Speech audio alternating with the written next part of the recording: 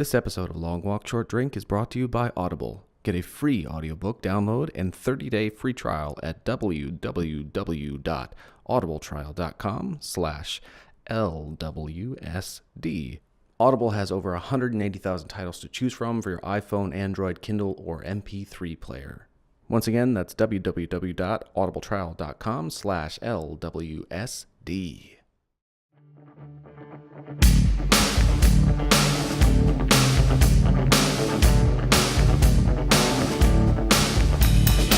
I really hate that his name is Johnny because it just sounds too cliched. Like, oh, Johnny. Like, yeah. She says that. I think she says that multiple times. Like, oh, Johnny. Like, It's a little weird. you know. And the sound, the noises that they included there, like you could hear her skin like mashing against the wood, and yeah, that was a little.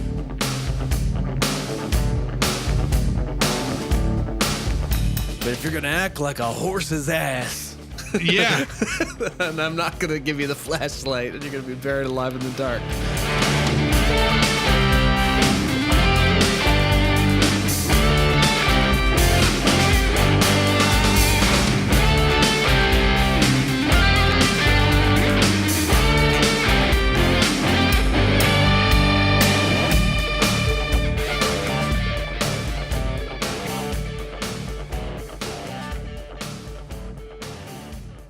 All right. Can you hear me?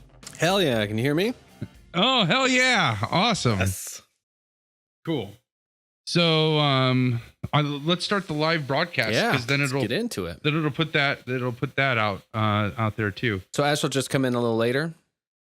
Yeah. So, I mean, we can just do the Dead Zone Book Club discussion, I figured, and then I'll just call her. She can come up, and that'll probably be a good time for us to take a pee break. Oh yeah. Yeah. And, Well, I was just going to suggest maybe angling the camera so you're front and center until she comes along to fill out that other side. Yeah. Gotcha. How's that? I do enjoy those video. That's great. Yeah. I like that t-shirt. Yeah. All right. So I'm going to start the broadcast now. All right. We are live. Hello. Hello, world. Hello, internet. We love it when you do what you're supposed to do. You are making such strides in this area of our podcast. I appreciate it. Yeah. The setup, you just tweeted the picture, a panoramic picture of your setup, and it's really astounding to see all of that you've got lined up to make this happen. Yeah, but it works. And it's amazing though. It looks like a lot, but a lot of it is like just one-time setup. You know, I don't do a lot in my home office. I do work from home from time to time. But this stuff is easy enough to just like push out of the way. So like my mixer, I don't need to tear that down every time, cool. Like I just leave, and my mic is like attached to a boom to my desk. So like I just boom that out of the way and tuck it over into the wall, and you don't see it, and it's good to go. So nice. Mine's a little build-a-kit each time, but it's not much to assemble. So and I get to be out on the porch, which it's probably really hot in Ohio today, huh? Oh my gosh, it was atrocious. Yeah, it's been like that here in Minnesota. It seems like you guys are usually a little behind our weather system reaches you a few days after. Yeah, and it's just been unbearable. And right now it's breezy and cool, and I'm on the porch, and it's awesome. So that's spectacular. What do you call it? My itinerant setup, my portable player and stuff makes that possible. So I can be out here with my Star Wars lamp, my bowl of beers, and my recorder, and shoot the Shinola with my buddy. So the tentative title that I put on the live broadcast was Ash Kills Bill. Oh, very nice. Yeah, I like that. We'll see how that goes.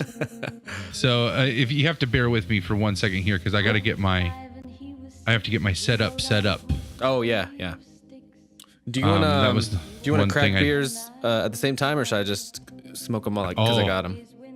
Oh no! Wait, hang on. We'll do it together. Okay. I'll hold my shorts. Keep my shirt on. What's the phrase? Oh, there. That looks perfect. Okay. I would like to crack one together. You want to? Oh, hell yeah. Let's do that. Let's do that. So I got more pounders.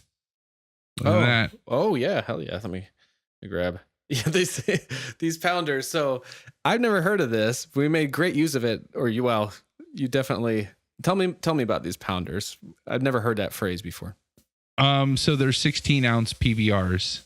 So there's like your normal. Your normal 12-ounce, which is just a can of beer, and then the 16-ounce, which there's 16 ounces in a pound. So that's a pounder, nice. Right? And then there's the 22-ounce cans, which those are the big boys, and those are called double deuces for 22, okay. Right? But these are pounders. Nice. So, and I got my Surly Furious. It's a pint. My pale ale, or what is it? Well, isn't a pint 16 ounces? Yeah, I was just wondering that. I think it's 16. Yeah. Well, that explains a lot. Yeah. So you got a pounder too, see? Yeah. Well, let's crack it and then get into this. So right. I'll do a Palmer's pick count on 3. Oh, 3. Great. Oh, 3. Sorry, my fingernail. We got it. They still cracked at the same time though. Yes, I'm learning the listeners hopefully will have enjoyed prior to this episode our revenge show extravaganza, where we had Moto and Shamrock and Mr. J all on to talk about our favorite revenge films. But I definitely learned some of the specifics and the chaos. You know, it's like if you have 4 open microphones of differing character and quality, capturing 5 guys drinking and talking passionately about their favorite revenge films for 4 hours on an asynchronous, sporadic internet stream, the results can be quite chaotic. So I've been working over, I've been working over the last week to bring some clarity to that chaos so that our listeners can experience it. The discussion with the honor, courage, and commitment with which we brought forth on the day. But yeah, there's a quite a lag that just changes all the time in between, like what you hear when, and the more people you have on the stream, the more that gets exacerbated. So yeah, the cracking of the beer made me think of that. Yeah, that's weird. It just is, the way it is, oh yeah, I mean, I guess that, we're going to have a certain level of that with the with just everybody's different computer speeds. It's the same thing like when people play those online games, you get all those different connection speeds and it just picks up at different times. So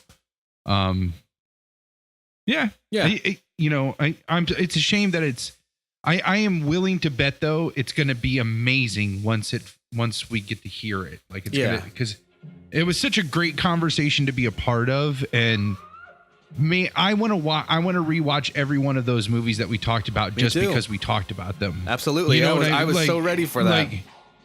And even Old Boy, I want to talk about again just because. And I watched that right before we did that show. Mm-hmm. And I still want to watch that one again. Nice. I want to watch, go through all of them again. Yeah. So, and when it was The Crow came out 23 years ago on the 13th, which was 4 days ago. So after we recorded the show. Yeah. So that was cool. And actually, but I realized too, processing the footage or the audio is I didn't talk about the actual movie very much. So. Yeah, no, we did. I think though we were even aware of that during the show. Yeah, it just we focused more on the comic, but that's okay because that's what inspired the movie. Yeah. I mean, I obviously talk endlessly about the movie. You know what's crazy? What day of the week was the 13th? I'm gonna look at my calendar. Something just occurred to me that would be pretty cool if it was true. So that was Saturday. Yeah. So this is kind of interesting and unusual. So I live in a suburb, kind of a distant suburb of Minneapolis. And so we were somewhere in between in another suburb, the bride and I doing some grocery shopping. We're walking in and to our left, we often comment about people's appearance. We'll be like, Right. there's so and so, and that's like so and so actor's kid brother, that kind of thing. And Right. we're like, yeah, it's Ernie Hudson. But it was actually Ernie Hudson. That's so awesome. And we were trying to be cool and trying to not look directly at him, and nobody was. I don't know if everyone else was doing the same or they didn't realize it was Ernie Hudson. But we're like, what in the world is he doing here? Is there a convention or Right. something? And there wasn't that we could that we knew of. So we don't know. But Brian and I were both like, oh, and I don't think I'd quite put together that it was the 23rd anniversary of The Crow's theatrical release. And of course, he's a huge part of that movie. Right. And I'm just not the guy who really needs to meet his heroes or people admires. I did want to meet James O'Barr when that opportunity came up, Right. because that made sense to me after all these years, and I just wanted to shake that particular guy's hand. But for the most part, like I'm fine not to meet my hero. I don't know what to say, So Right. but she was bold enough to, as he was leaving the grocery store, she just kind of, I didn't even know what she was gonna do. She said something to me, and then she walked a couple steps and she just goes, Ernie Hudson, I'm a big fan of your work. And he turned around and I said, I'm her husband. I'm an even bigger fan. And he goes, oh, thank you very much. He was super, super nice. And he said, Happy Mother's Day. And then he left. Oh, that's awesome. And the bride and I do not have human children, but Yeah, of course yeah, he yeah. wouldn't know that. But I'd heard from, listening to podcasts of people who weren't famous, then became famous, talk about like the con circuit or interacting with their fans, and different people like different things. But I think I've always heard that people appreciate a short, quick, hey, I'm a fan interaction that where you don't like bother them Right. about much. So we sort of successfully had one of those. We did successfully have one of those, and that dude. And then we're like, both of us didn't know what to do. We were trying to shop, and we were like weak in the knees. Like we didn't know what to do with ourselves. And so first we were gonna get like fancy seafood, and she goes like, I don't know, I can't do this. Or I think it was me to say something first, like I don't know what to do with myself. I'm sorry, big crack of thunder here. I just said it was nice, no. and then that happened. No, it's gonna thunderstorm. Yeah. Very possibly. But so yeah, You were a little eventually, choppy, so we'll be cognizant of your internet connection. Yeah. With the storm coming in. So Shoot. Yeah, we've weathered it in the past. I hope it doesn't get us today. But yeah, and so we were like, what the fuck? Like that was Ernie Hudson. What was he doing here? And oh my God, we talked to him, and why is it affecting us this way? And then we were both just like, he is incredibly handsome. Like I don't know how else to say it. Really? The guy looks amazing. And then we're like, how old is he? He's 71. He is the most gorgeous 71-year-old I've ever seen. that is. Oh, I am not kidding. Like, Is he like really? But he's like really big too, right? Like really tall and like really Yeah. like solid. Yeah, built and he's like, he's probably in better shape now than he was, 20 years ago when he was in The Crow. God, yeah, he's just like everything you want out of Ernie Hudson. To see him walk around, he's had like a t-shirt and jeans on, just looking man. like Ernie Hudson, but like the best possible version of Ernie Hudson ever. And he's fucking 71. I would guess, only because That's he's been so around so awesome. long, maybe I would have guessed 50. But when I found out 71, and so we've just been kind of beside ourselves about that. And then I realized, like, yeah, I just talked about that movie and I didn't even mention you. So in any event, Oh, that's, so the Crow, yeah. So I kind of watched The Crow on mute that night while I was editing the show. I've been watching a lot of things on mute with the subtitles on when I've been editing the Revenge show. But yeah, I'm gonna have to watch Man on Fire, even the '82 version, I think. Yeah. And I'm gonna have to be I brave want enough to to. go I back want to to see Old Boy. that because the 82 version is the one that's set in Italy, right? Like that one Mhm. takes place in Italy, Yeah, I think so. and that one's based on the book, Oh, right. right? And it's sort of a true story. Did we get into that? Like, I thought there was an element of truth to it. That's the thing that I thought we touched on it. Like all the pieces that you think are just added as like Hollywood action fluff, right?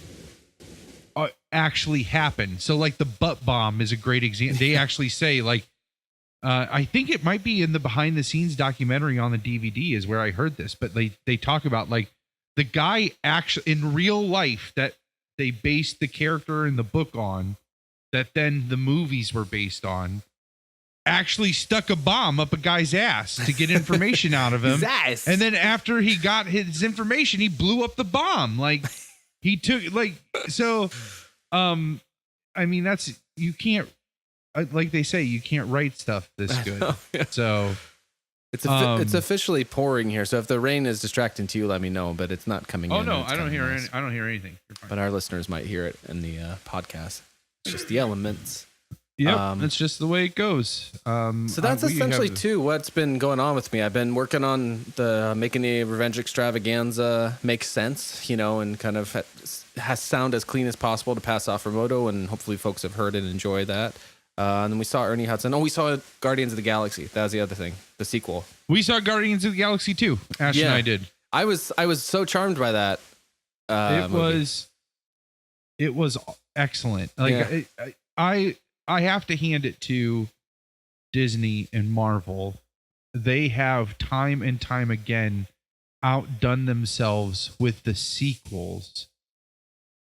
It's usually the other way around. Like they get worse and worse as the more come out, but it's not with this Marvel expanded universe. It's really, they just get better and better. Like the second, Captain America is so much better than the first Captain America, and when we came home and she wanted to watch Civil War, I was like, it's the Crow's 20th anniversary. We saw Ernie Hudson. He wish you a happy Mother's Day. You want to watch that? And she's like, nah, that's kind of icky. Nah. I want to watch Civil War. yeah. I could totally respect that though. They're real they do it all right. I find that I have this surprising, to me, it's kind of an odd viewpoint on it where it's like she'll want to buy these movies and own them, and it's not as though she often reaches for them to watch them. And I found, and I admitted it to her in the last few days, where it's like a lot of times when you bring up those movies, like because we recently rewatched the first Guardians, and she first sort of throws them into like, hey, let's watch this. Like I agree to it, but I'm not excited.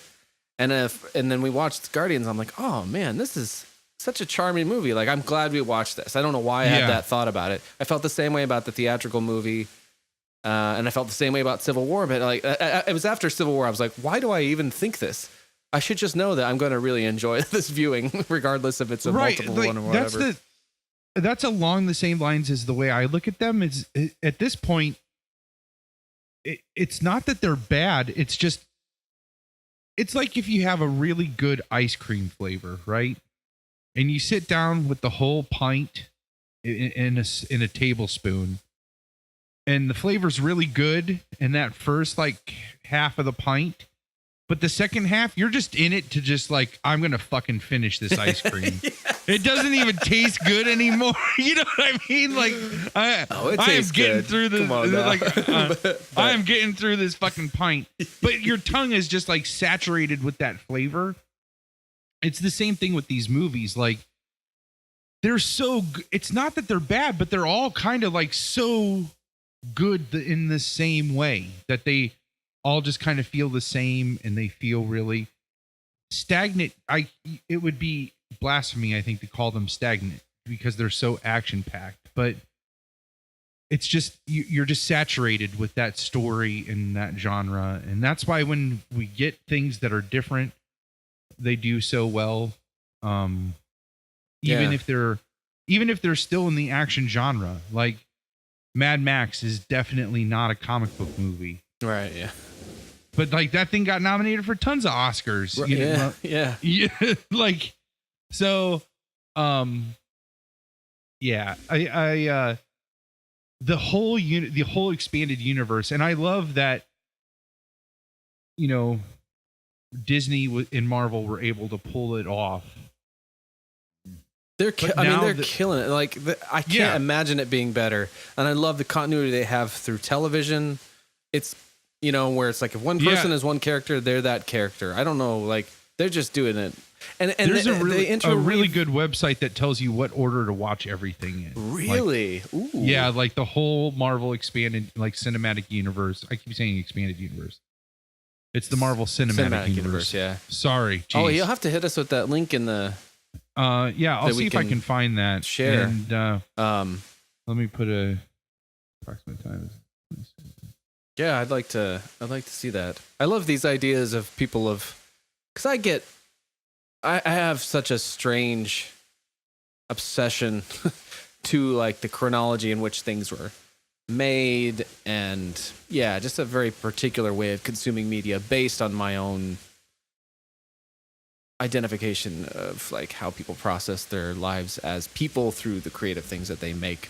So I'm always, like I said, that's why I ultimately stopped pursuing an English degree, because all I really cared about was what the author kind of what the trajectory of the author's career and how the things in their own life and society informed their work and how their work evolved. And so then anyway, I get stuck in those things. Like right now, I'm on several people's career track. I'm like working my way through the Springsteen catalog again in conjunction with the book, working my way through Stephen King, working my way through Bruce Lee as well. It's like, so that's why I think maybe when like a suggestion comes up, not that the bride would be interested in watching anything related to those things, but when she's like, let's watch the Guardians of the Galaxy, I'm like, I don't know, I saw that. But then we put it on and it's like, oh, it's so goddamn good.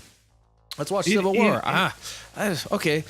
Oh, that's so goddamn good. So it's it is so good. It's just so good. I don't know. And they do such a good job. You know, we've touched on this multiple times. And we talk about how Stephen King is one of them. We talk about how J.K. Rowling is one of them. You know, J.R.R. Tolkien and the guy that made Game of Thrones. Oh, is it George Martin? George R.R. Martin. Yeah. They build a universe. You know, and Quentin Tarantino is one of these people. You know, they build. Well, I love the idea where their work all exists in this same plane of existence. And why shouldn't it? Why should you limit yourself to one? This is one contained story. Why not? Because them all kind of exist in the same world. It's very romantic. I like the whole idea about it, and. Yeah, I was sitting down for some beers with some guys from the small town where I live, guys that I didn't really know very well, except for this one guy who invited me out, and we kind of got into it as well. And he gave me, I don't think he meant to, but some kind of spoiler-y things about Stephen King's career in terms of like the gunslinger. I don't want to spoil anything. Well, I mean, if it's spoiled for me, well, but he you're mentioned you're not going to spoil Dark Tower. Nothing Dark Tower for me. Right. So he was explaining how Stephen King is part, like as a writer, is part of that series somehow, like as himself. Yeah.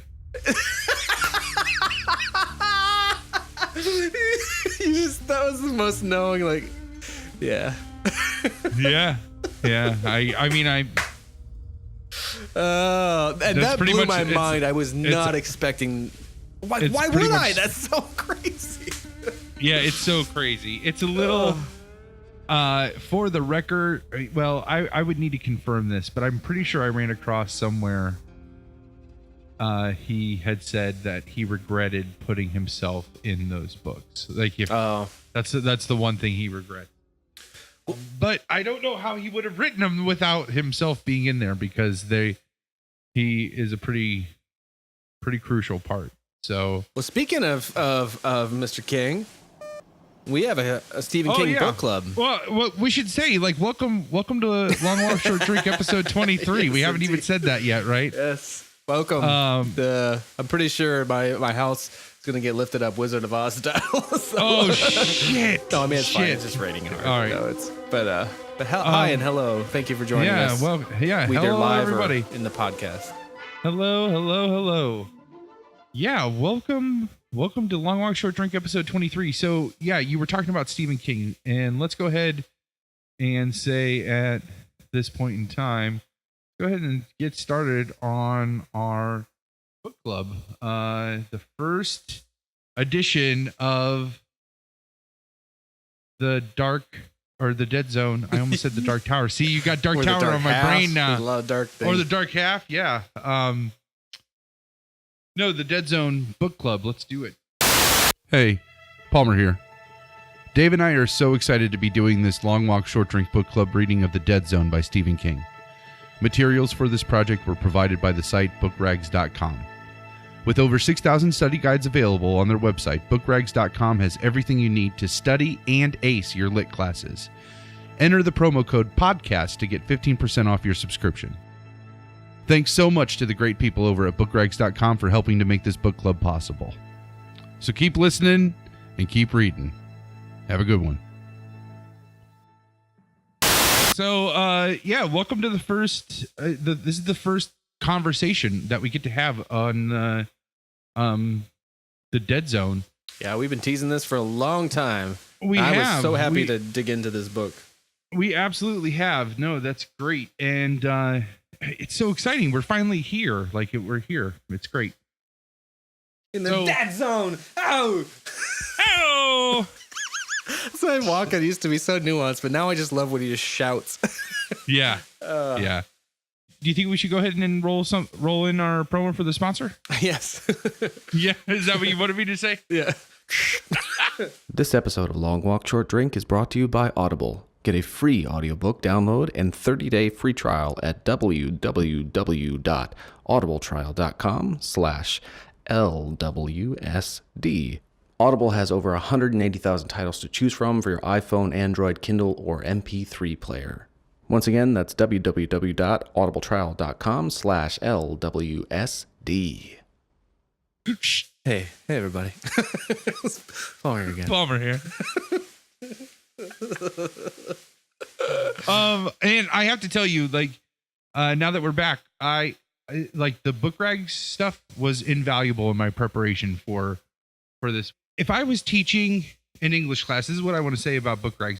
I totally, though, would subscribe to book rags because there's a 1 week, a 4 week, an 8 week, and I think maybe even a 12-week set of lesson plans on how to cover this book. There's I think 60 short answer essay questions. There's all these different activities they have planned out. It's so awesome. There's a ton of crap in here that we're going to get into as we go on through the book club.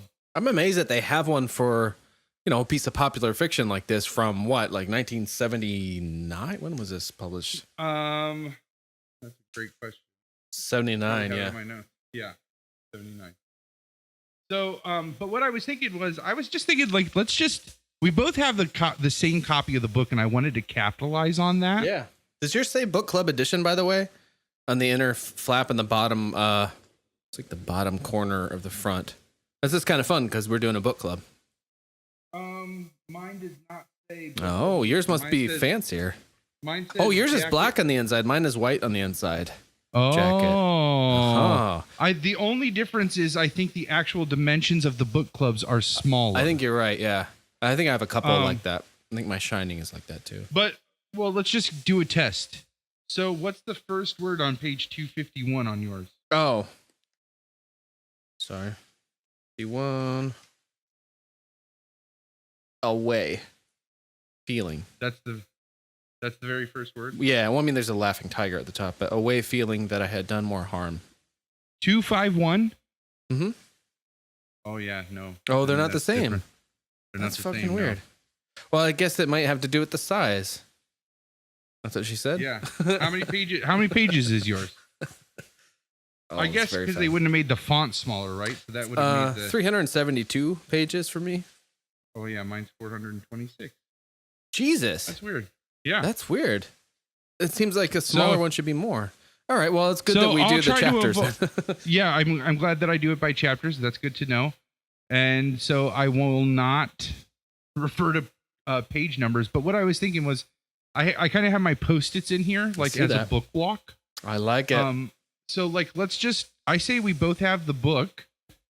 Let's just flip through and we can just kind of stop where we want to as we're flipping through the pages. Sure. I have Post-its kind of marked out. Well, and you have those guiding questions that you posed last time. I was going to say, let's review the guiding questions first, and then we'll just kind of start walking through the assignment, and then we'll end with, once we wrap up that conversation, I'll give the next assignment and then the next set of guiding questions. Cool. And then we'll bring Ash up here, and then we'll talk about Kill Bill. Yeah. All right. Full disclosure for me, I wanted to make sure I was through through what would be the assignment. So I listened to the book prior to having that lens through which to be listening for stuff. So I wrote stuff down as it occurred to me, and then I looked over it recently trying to kind of tie it to those. But I figured too, with the book rags and all the prep you've done, that you'll be a good guiding shepherd, and I can be kind of the lost sheep that just throws out a random thought and tries to connect it to. Absolutely. I mean, I have the things that stuck out to me and the things that I pulled out of that book rag stuff that I want to touch on and talk about. Oh, good. In addition to the guiding questions. Yeah. So, well, what's interesting about what I did write down is that it's stuff that just occurred to me anyways, and it's not a ton of stuff. But a lot of it did ultimately tie in. So, but yeah, guide us through. Okay. So let's look at the questions from last week. Were so all of this kind of goes under the three different buckets that we have, which are what's the explicit words on the page, the implicit meaning that King might be going for, or one of the implicit meanings that maybe he's going for, and then the last one is your reaction to what you're reading, some kind of reactionary question. So I have, you can't see it, but I have next week's questions already written up here. Oh, up on my dry erase board. I love this dry erase board. You and I are not digital natives, and there are parts of that I really enjoy. But I'm not a notebook guy, though. I have tried so hard to be the notebook guy, and I cannot do that. If I'm going to take notes like that, I will use my supercomputer to do that. That fits in my pocket. I've tried that, and I can't quite do that. I literally have 4 notebooks sitting right by me. but if I need to map something out, especially something that's going to stay a certain way for a certain period of time, I will hands down take. I have 2 dry erase boards in my office hung up like big ones like that. I love it. Love it that I can map stuff out and like keep it up there. Well, what do you got on that dry erase board for the first assignment? Okay, so the explicit was what characters and situations stick out most and why, and we'll definitely we'll talk about that. One of the things that I picked up from the book rags a lot was the difference between a character-driven and a plot-driven story, and this is definitely a character-driven story. Yeah. What situations and events does King touch on that drive the bulk of his intention? So he uses the backdrop of the 70s that this book takes place in to really set the tone of the book. Like what's going on in that era of time. It has its impact on the events of the story. So those events are independent of all of those things, but they're those true real life events. I mean, the book starts out with a disclaimer. Yeah. Which we'll touch on here in a second. But those real life events are always a piece of the background of this story. So what events does he touch on that might be driving that? And then the last one was, what do you feel the importance, if any, of the scenes, like the gut-wrenching scenes, like the scenes with the dog, the car crash scene, the scene with the scene in the bandstand. Yeah, in the bandstand. What do you think? What do you think the intention of those are? What importance do you think they might play on the rest of the story? Yeah. Why are we seeing those things? Why do you think we're seeing those scenes? Because this was an epiphany this is can kind of be like a side guiding thought, kind of an epiphany that I had. One of the themes that we've come back to a lot in this podcast is how that Danny Boyle line that movies are about time. Oh, right. Yeah. And I feel like this book, it covers a vast amount of time very quickly. And it's really hard to keep track of, at least for me, it was really hard to keep track of that passage of time because books are about visuals. Isn't that weird? Like, yeah. I mean, the time visual medium is about time in a like you would think this would be totally conducive to the time portion. You could outline it even if you wanted to, but like this book is all about making the visuals for you. Right, which is and just how Stephen King writes. That's true. Like I never really thought about that about books, but you can really create the pace. You and I have both talked about how we're slow readers, and then ultimately we often listen to books where that's interesting. You say visuals because especially when you're listening, it's a different experience. So your mind is engaged in a different kind of thing. So you're actually maybe picturing more, or you know what I mean? Like you're not looking at the words on the page at all. You're just hearing them and thus kind of visualizing that world. And actually there is a sort of time constraint to it because you're listening to it at the pace of the reader.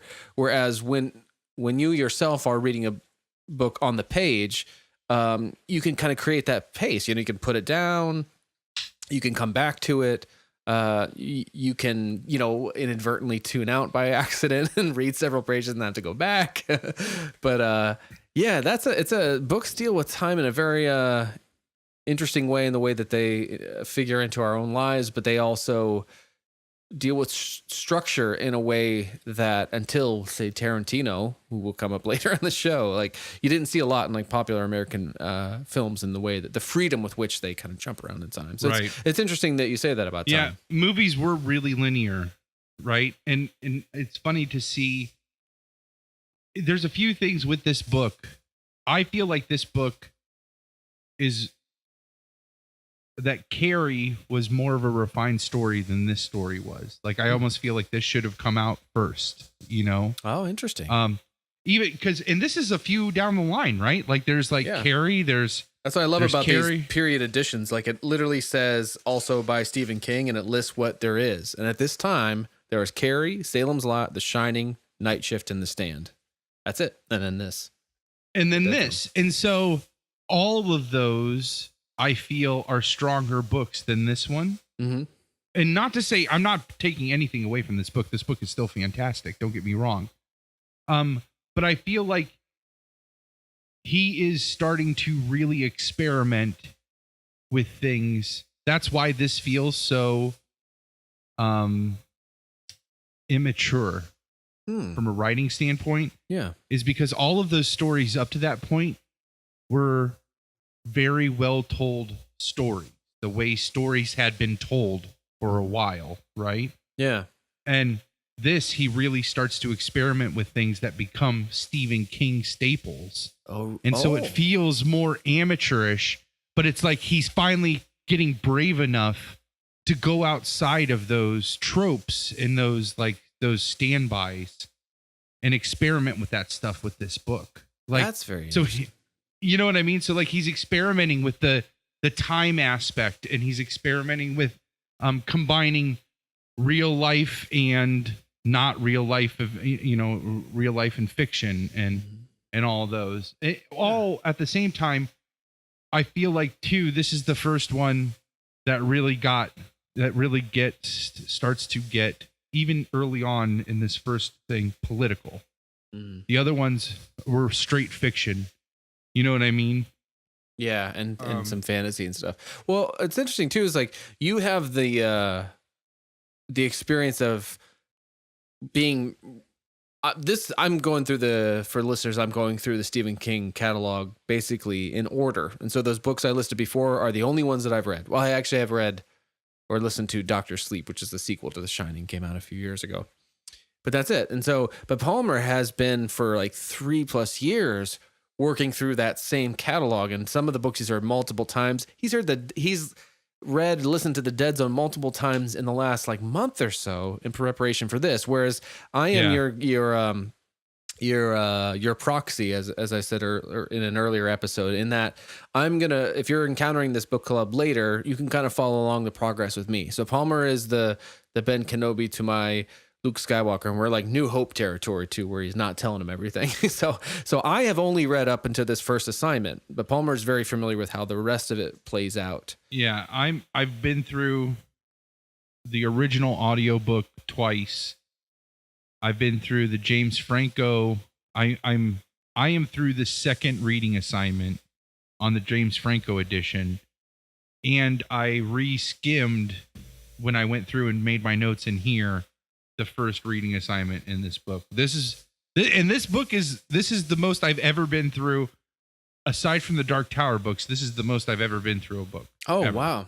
You know, and the Dark Tower and the Harry Potter books are different because those are like movies to me. Yeah, they're like cinematic. Spent a lot of time with those. You were saying in earlier episodes, you just alternate between listening to those series on audio.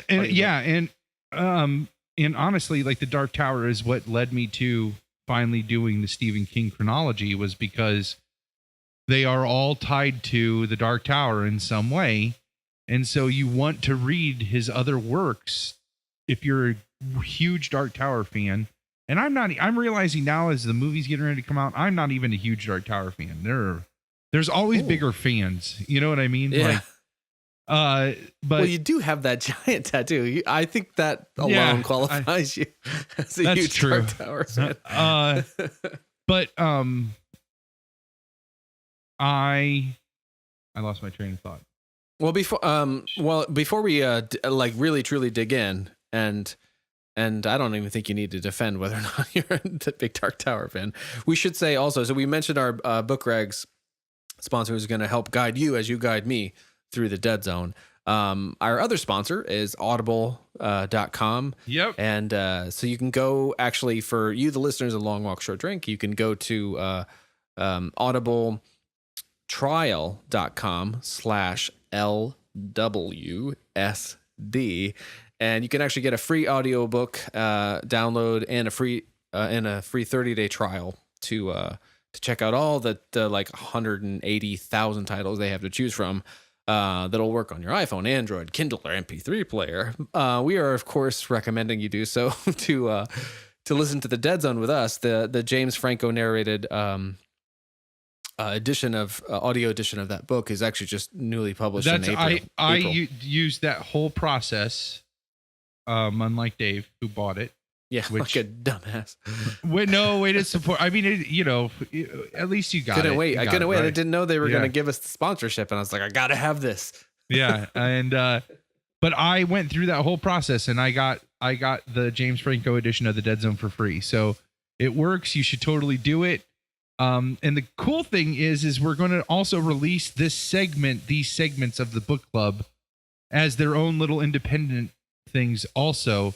So even if you're hearing this 6 months after this gets released, still head over to audibletrial.com/LWSD for your free audio download.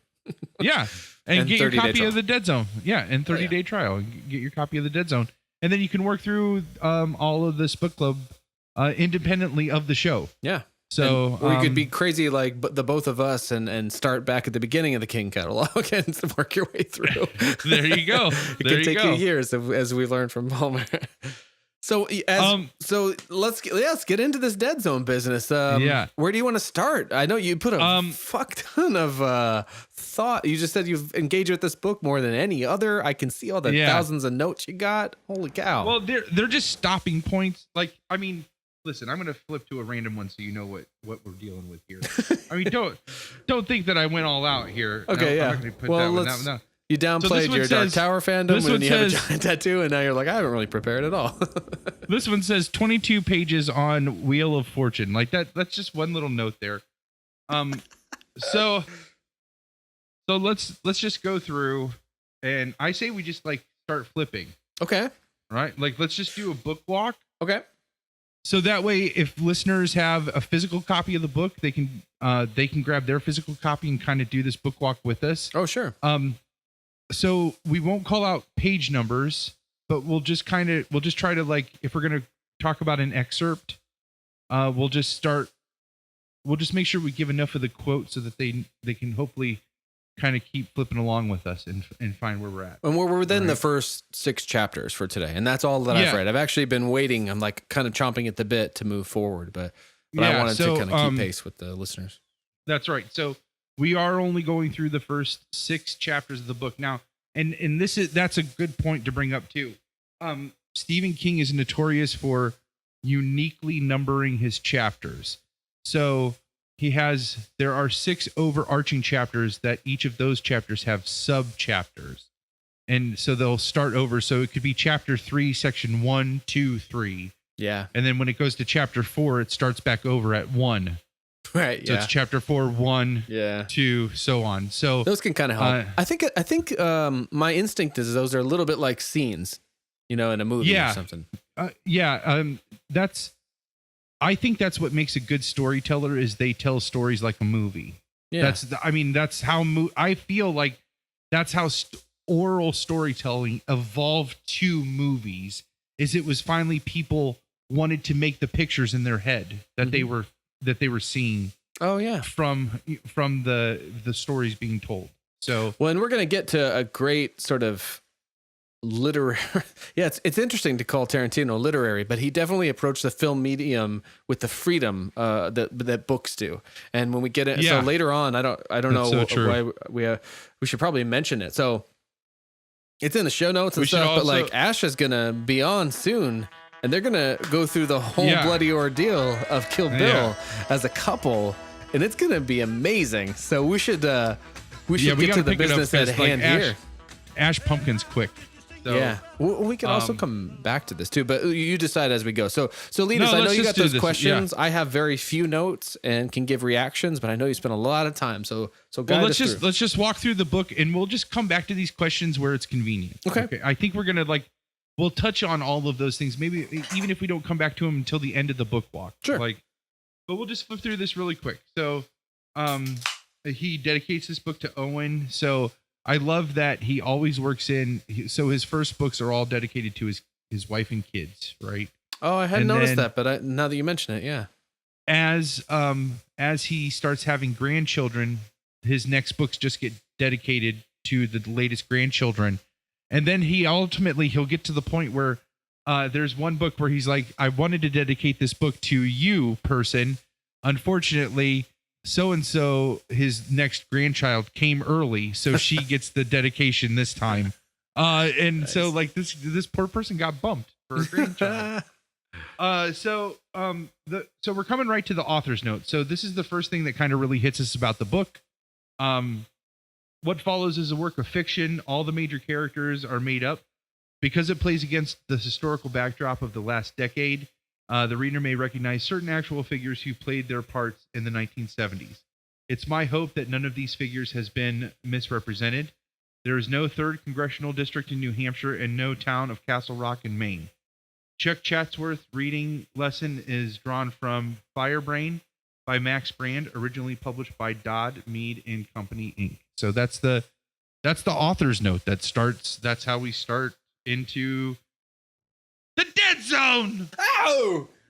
That just reminded me of something from a past episode that I have to correct, like the internet nerd. Castle Rock Entertainment. You said that Castle Rock Entertainment was Stephen King's production company, and they produce things such as Seinfeld and such. But that is fucking wrong. Okay, Castle Rock Entertainment is an American television and film production company founded in 1987 by Martin Schaefer, director Rob Reiner, Andrew Scheinman, Glenn Paddock, and Alan Horde. So that shows what you know, and it's a subsidiary of Time Warner Brothers. So what I think that means is that I do think it was named for Stephen King's Castle Rock. I think it's my suspicion that the internet can correct us later on is that was one of the that say Stand By Me, because isn't that Rob Reiner? Yep. That's what I think is the connection there. I got it. Okay. I mean, that makes sense. That's best I can. That's just another thing my parents lied to me about. My dad would just lie to me about shit. Like, we're finding this out, like, as we're, settling up their estate and everything, that would just lie about stupid shit, and that was one of them. That's Yojimbo told me when CDs came out, like they're indestructible. What? Why did Dad just lie about shit? I think that's the best of his knowledge. They were, and compared to vinyl, I suppose they're a lot more durable. But my dad told me one time, I was like, because I was really big into Tom Petty, and when I was in high school, because the Tom Petty Greatest Hits came out. Have you watched that Netflix documentary? I've been chomping at the bit to check it out. We started it. It's like 4 hours long. It's a huge documentary. That interests me. I'm seeing them on June 7th. Ash and I are going with Stan the Man and his wife. Nice. We're all gonna eat. We're gonna eat a bunch of cake, and then we're gonna go see Tom Petty. It's the Tom Petty and the Heartbreakers 40th anniversary or whatever. That's great. So, man. I've never fully gotten into them, but someday I will. Mark my words. Oh man, it's so good. If I was gonna I want to start a Tom Petty tribute band. Moto, if you want to start a Tom Petty tribute band, I am totally in because I can sing some Tom Petty. That was your contribution to Cabin Night. I don't want to talk about that. I know, but that was what you felt moved to share, and so that goes back though at least. Yeah, but I love Tom Petty. Yeah, that was my attempt to bring a unique contribution. I don't want to talk about it. That performance is so terrible. Listen, Bauman couldn't keep time with the guitar. That's not helping. Yeah, that's true. But it was, we all sang along. It's a fond memory for me. You should think of it fondly as well. Yeah, but Moto, seriously, if you want to start a Tom Petty and the Heartbreakers tribute band, I'm totally in. So then we jump right into the book. So the first the prologue of the book is where it's really where this is it's a prologue because it prepares us for how this book is going to go.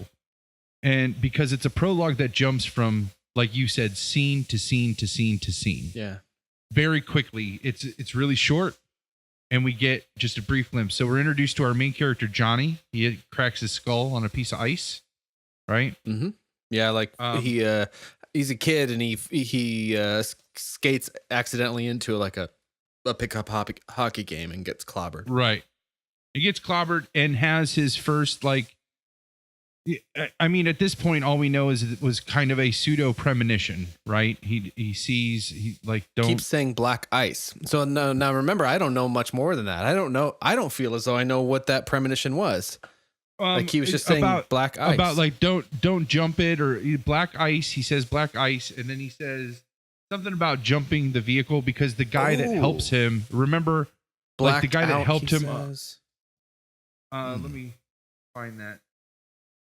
Johnny, watch out! No, blackout, blacked ice, blacked out. Johnny. Oh, here it says, "Don't jump it no more." Johnny said, unaware of what he was saying. Thinking only of ice, black ice, the explosion, the acid. Oh. And then it says, think we ought to take him to the doctor? Chuck asked Bill Grendon. You don't know what he's saying. Give him a minute, Bill advised. They gave him a minute, and Johnny's head did clear. I'm okay, he muttered. Let me up. Timmy Bendix was still smirking. Damn him. Johnny decided he would show Timmy a thing or two. That guy, that Bill Gendron, ends up trying to jump his Buick, and the battery explodes, and he loses his eye and gets disfigured from the battery.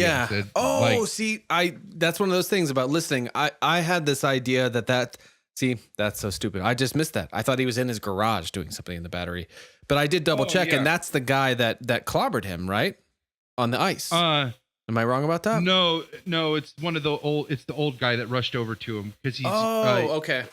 We'll make that connection here later because I'm still trying to piece that together in the first 6 chapters of kind of extending that title of the Dead Zone to what does that mean, and it could. I don't think we'll find that out until the second assignment on what the Dead Zone means. It doesn't help if I get it wrong about who did what. So thank you for setting me. Oh no, that's fine.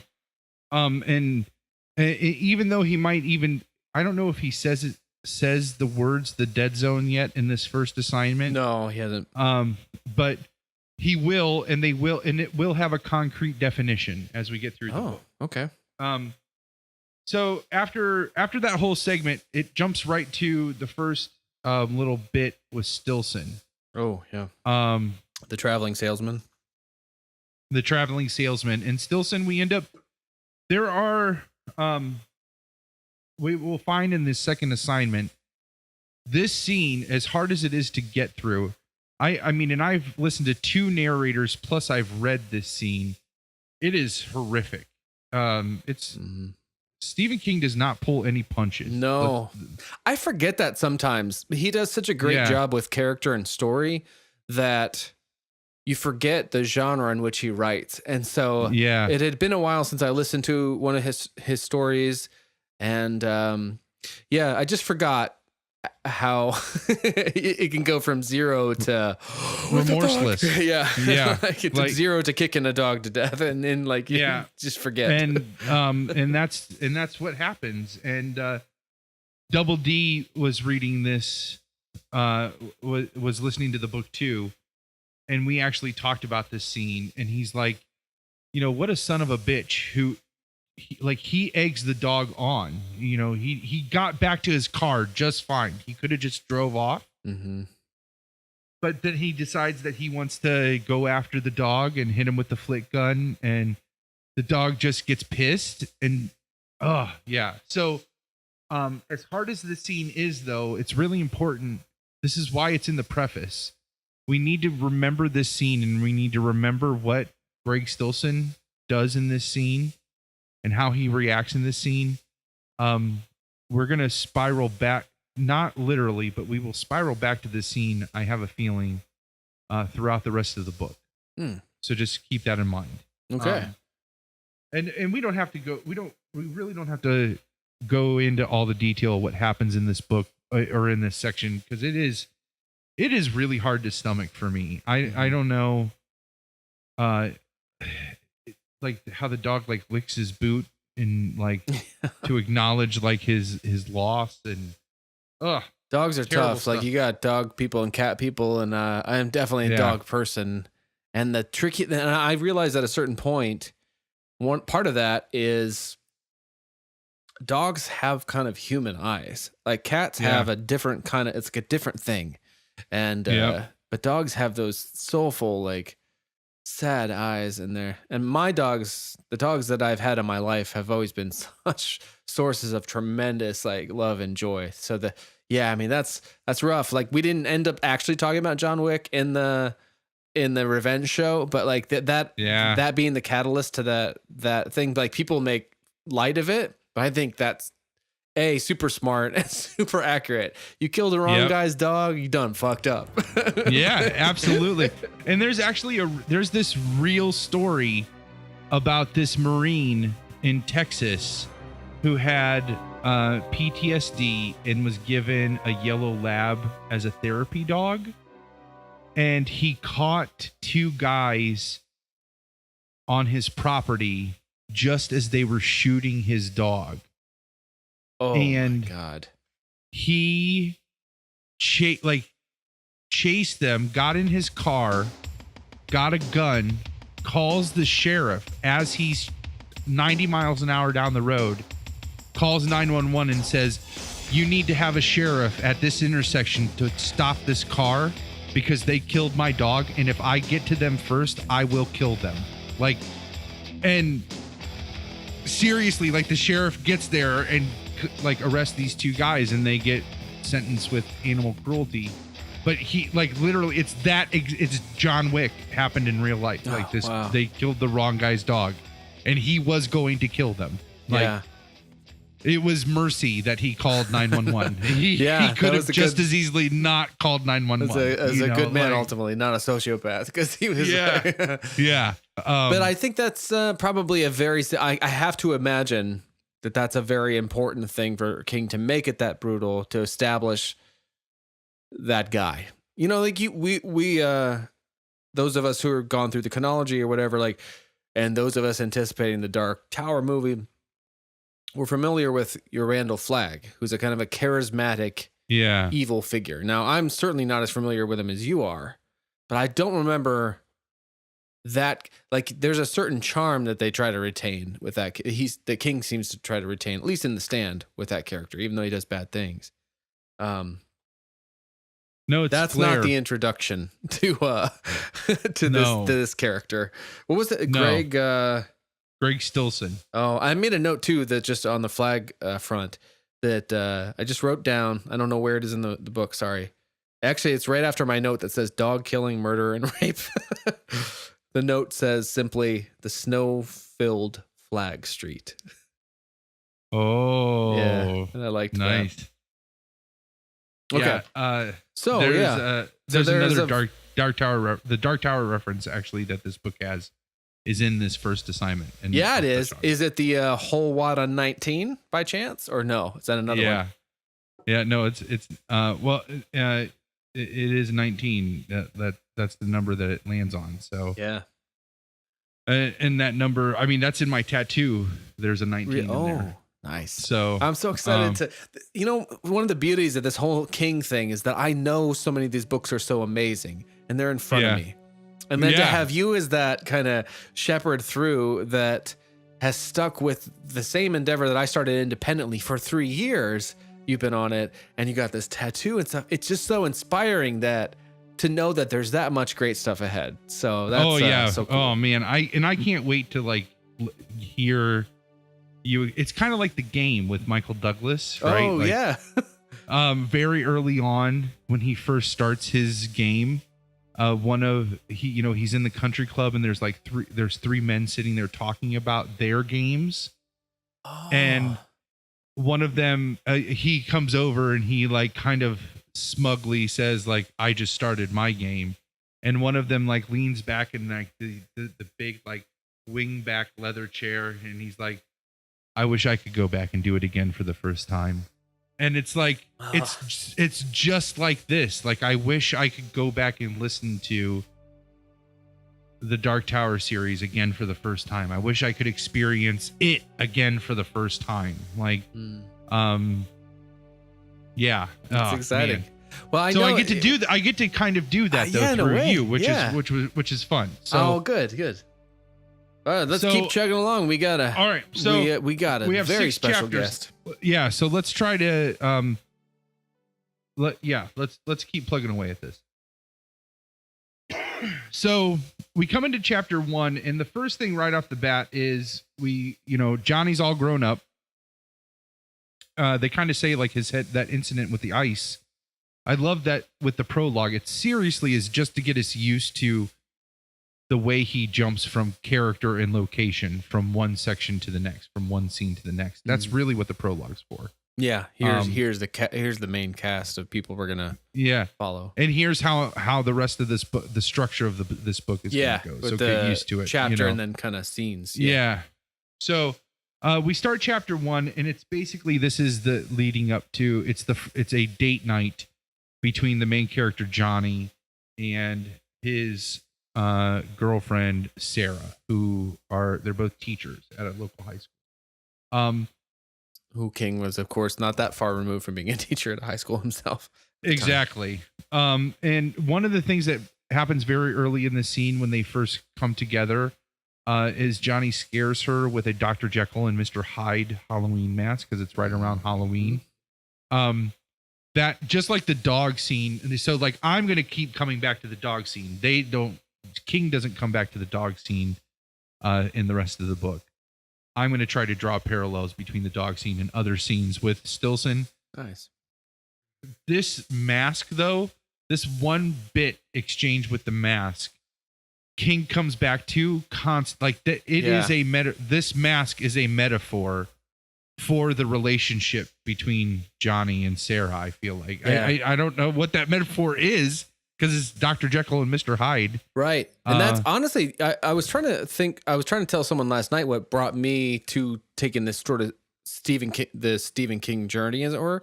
And I think what it was ultimately was the Dance Macabre book, which essentially boils horror. It's his kind of essay in 1983, I think. Not an essay. It's a book about boiling horror fiction and I guess films down to a certain few archetypes.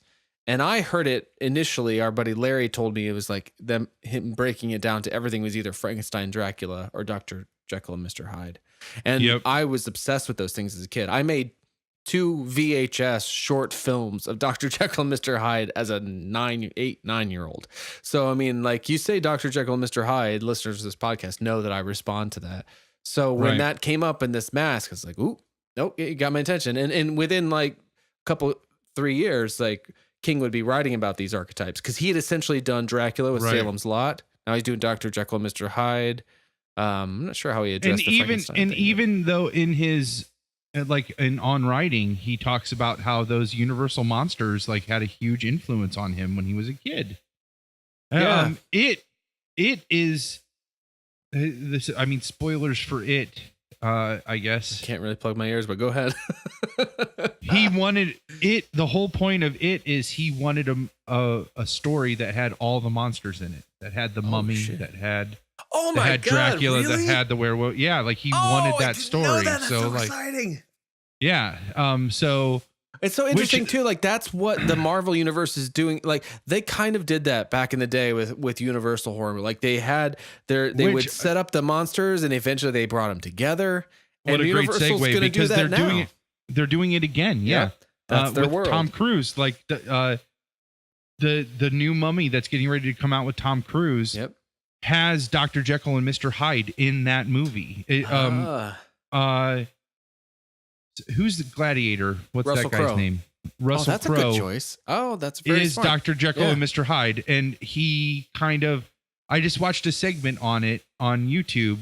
I'll see if I can find it and I'll drop the URL in there. Yeah. I'm on board with that. I've heard that they're going to reboot that that's their universe. Yeah. And I'm like, okay, don't fuck it up. It's weird though, like with the Mummy and stuff, with the Tom Cruise action movie, like that harkens back to the Brendan Fraser, whom I know you love. Oh yeah, I do. cute Brendan Fraser like gif. But like that's not my Mummy. My Mummy is the Boris Karloff 32 one that is essentially a remake of Dracula after the discovery of the Tutankhamun tomb, which is a great Fleischer Superman not comic but short film.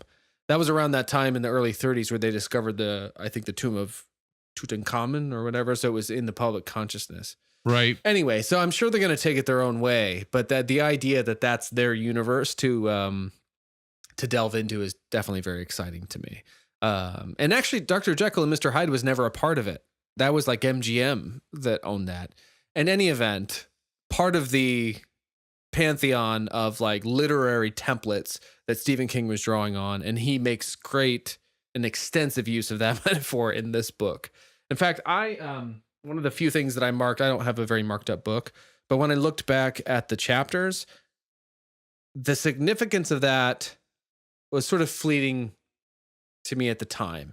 But when I was starting to look at the text after I listened to it all, the very first like 2 sentences in the book hit me very differently after making it through the first 6 chapters audibly.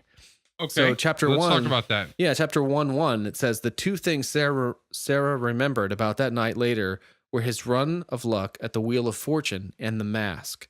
But as time passed, years of it, it was the mask she thought about when she could bring herself to think about that horrible night at all. None of that registered to me when I was listening to it. I don't remember that at all. I just remembered the events of that thing, where this charming thing where he scares her with the mask, and then they go to the fair, which I'm picturing like the Wayne County Fair, having grown up in Rittman. And, that's exactly like that kind of carnival, like cheap fair is what I picture. The weird thing is the gambling, like that there is. This is something that Maine that he has touched on. This must be a New England thing though, because there's other books where there's gambling at these kind of carnivals or fairs that would just be totally outrageous to us. That piece. I mean, he wins cash money. He sure does. Yeah. Yeah. So just to cut in real quick, Double D sent a text that said, your mic is a lot louder and clearer on the live stream than mine is. Oh. And I think part of that is just because I have the level so low to be able to record Ash's mic later too. Do I sound okay in your ears? Because I'm getting okay levels on the recording. I mean, it's quieter than it normally is, but I know that when it gets normalized, it'll bring everything up. So yeah, I mean, it's there's a little bit more static for me ultimately when Google filters it out. Unfortunately, I can't really balance it very well because for me to turn down on my end would turn it down for the recording, which we don't want. oh yeah, and yeah, no, yeah, but well, I mean, my recording is quiet though. Oh, you could turn your to- recording up and maybe do that when we bring Ash on or something so that there's an, or I Okay. don't know. I don't do it anytime. Just Well, I mean, we'll I signal have- it from Moto, and he can find a place to adjust the volume. Here, I'll turn this up a little bit. There Oh, we that makes a big difference. Yeah, go. Is that good? How does that sound? That's sexy as hell. All right, sexy so as let's hell, do dude. that. See, Double D, always looking out for us. Yeah, does that sound all right? So Yeah, that sounds actually much better. okay, well then we'll go with that. What will we do It'll without catch- him? Karate in the garage by ourselves, I guess. Is that better, What Double fun D? is that? He just screamed ah. Oh, is that a good or bad? Yeah, He's like, I why? don't know. Much better. Okay. I hope though that's not going to screw up the first, like what we recorded up to that point. Like Moto, I'm so sorry. Jesus. Here, I'll make a note. 122, 24. Yeah. The volume. Yeah, that's good. Change the volume. That's good. Thanks. Okay, we should. Okay, so let's pick this up. So, the other piece that I want to touch on. So ultimately, what happens for those of you, I mean, if We you're should doing probably- the book club right, Yeah, but we should probably just give an overview because I know for me, like I said, sometimes I'll just listen to Oh, yeah, podcasts no, or that's- spoil movies, and that's fun in and of itself That's as long fine. as they Yeah. tell you what you need to know. so they go on this date and they go to the carnival and everything's going great. You find out that she didn't have the best luck. Johnny's only the really second serious relationship that she's ever had. I really hate that his name is Johnny because it just sounds too cliched. Like, oh, Johnny. Like, Yeah, she says that. I think she says that multiple times. Like, oh, Johnny. I Like, know, it's a little weird, it's a little like it sounds like Grease or something. right? And for me, Johnny is the bad guy in Karate Kid. Like that's all. Yeah. That's my Johnny. You find out that she hasn't had the best luck, and her first guy wasn't like the greatest guy ever.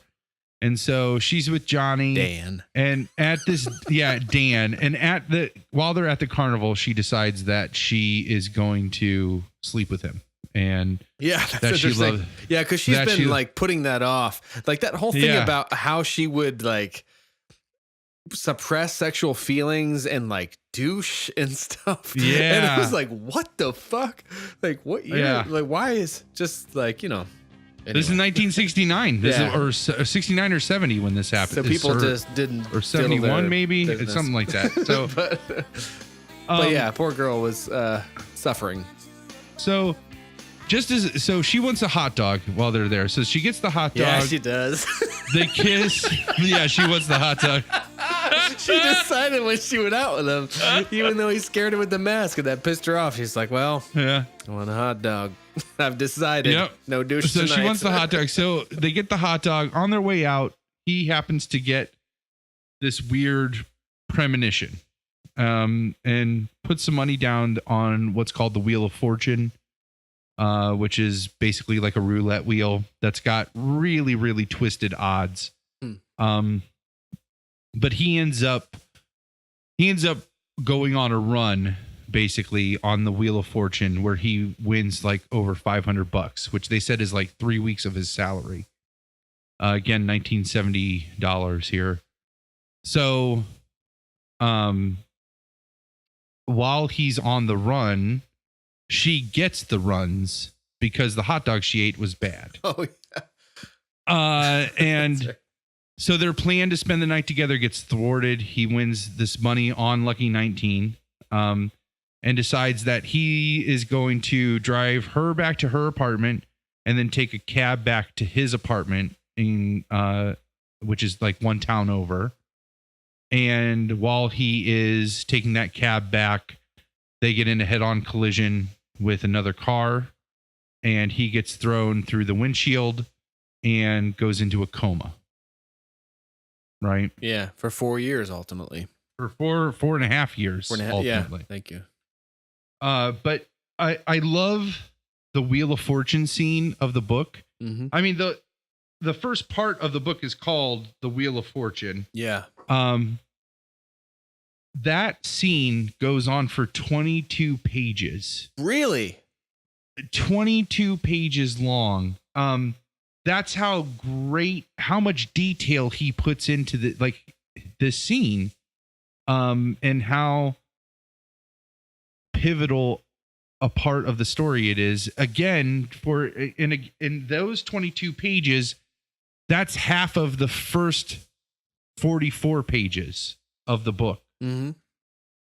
So like the Wheel of Fortune scene ends on page 44. So up to that point, half of the book was just on that one scene. Isn't that crazy? Yeah, because I listened to it and I don't have page numbers or anything, and I never found myself like bored with it. You know what I mean? Like, Right. and I didn't realize it had gone on that long. Just love that suspense, and like there's so many characters in that scene. It's just really good. And it's you kind of know, I mean, just like from the popular culture, like my first encounter with the Dead Zone was like Christopher Walken on Saturday Night Live, like in the early 90s. Right. You know, there's a scene where he plays kind of that same character he plays in the Cronenberg film adaptation of the book. And, you know, he touches a guy. He's like, "Oh, you're going to have an ice cream headache.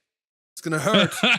You look bad." You know, oh my God, I got to work on that. But so I kind of knew, like, yeah, obviously he has premonitions and he's going to be able to win this game, but still you're kind of in suspense. His girl's sick.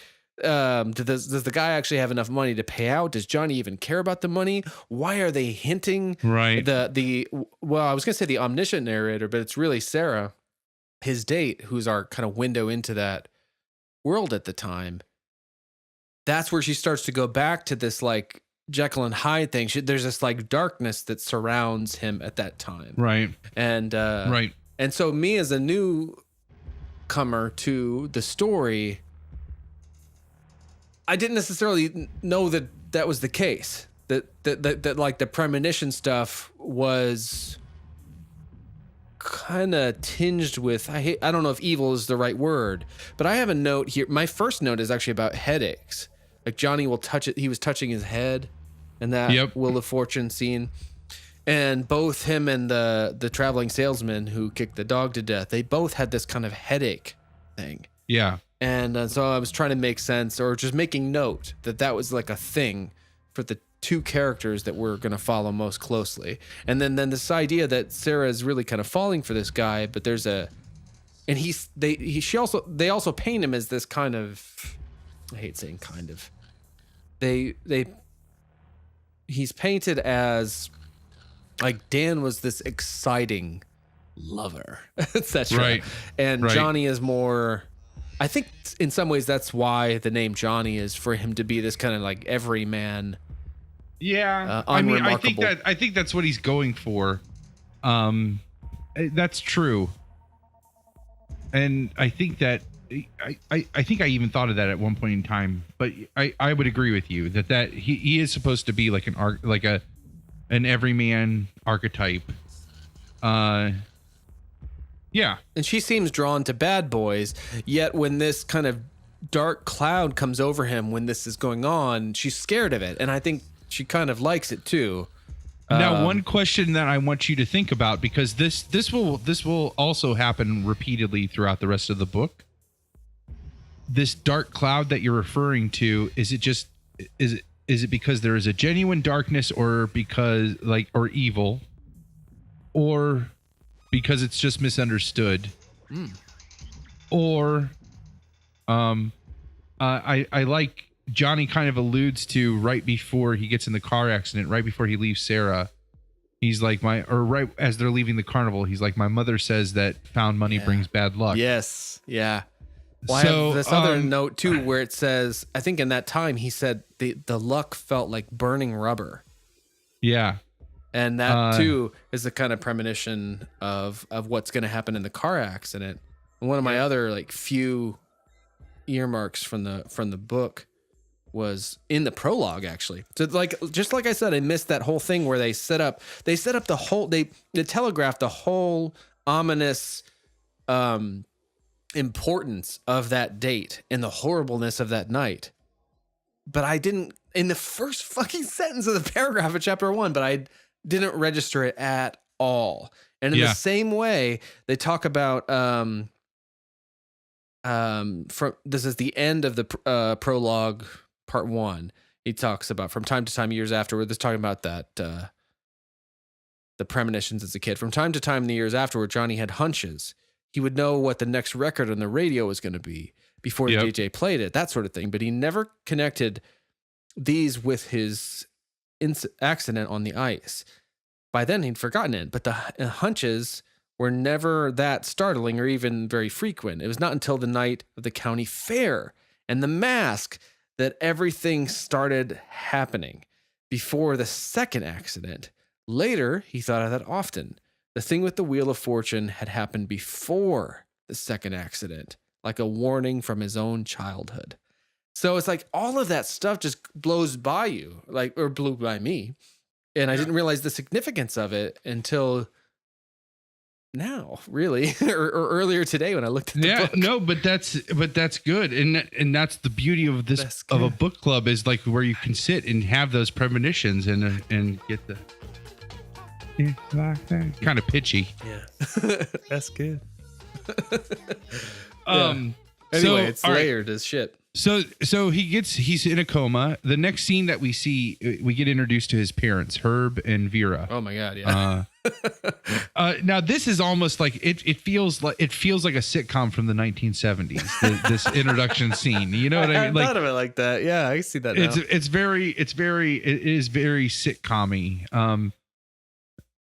Again, it's very character driven. Herb is a very New England man's man. He's a carpenter, for Christ's sake, you know, like, and the pun intended, for Christ's sake. Pun intended. Pun always intended. Well done.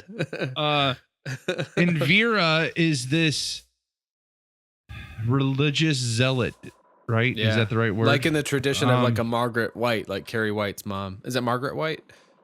That is a point that I wanted to make. This is an archetype, even this early in King's career.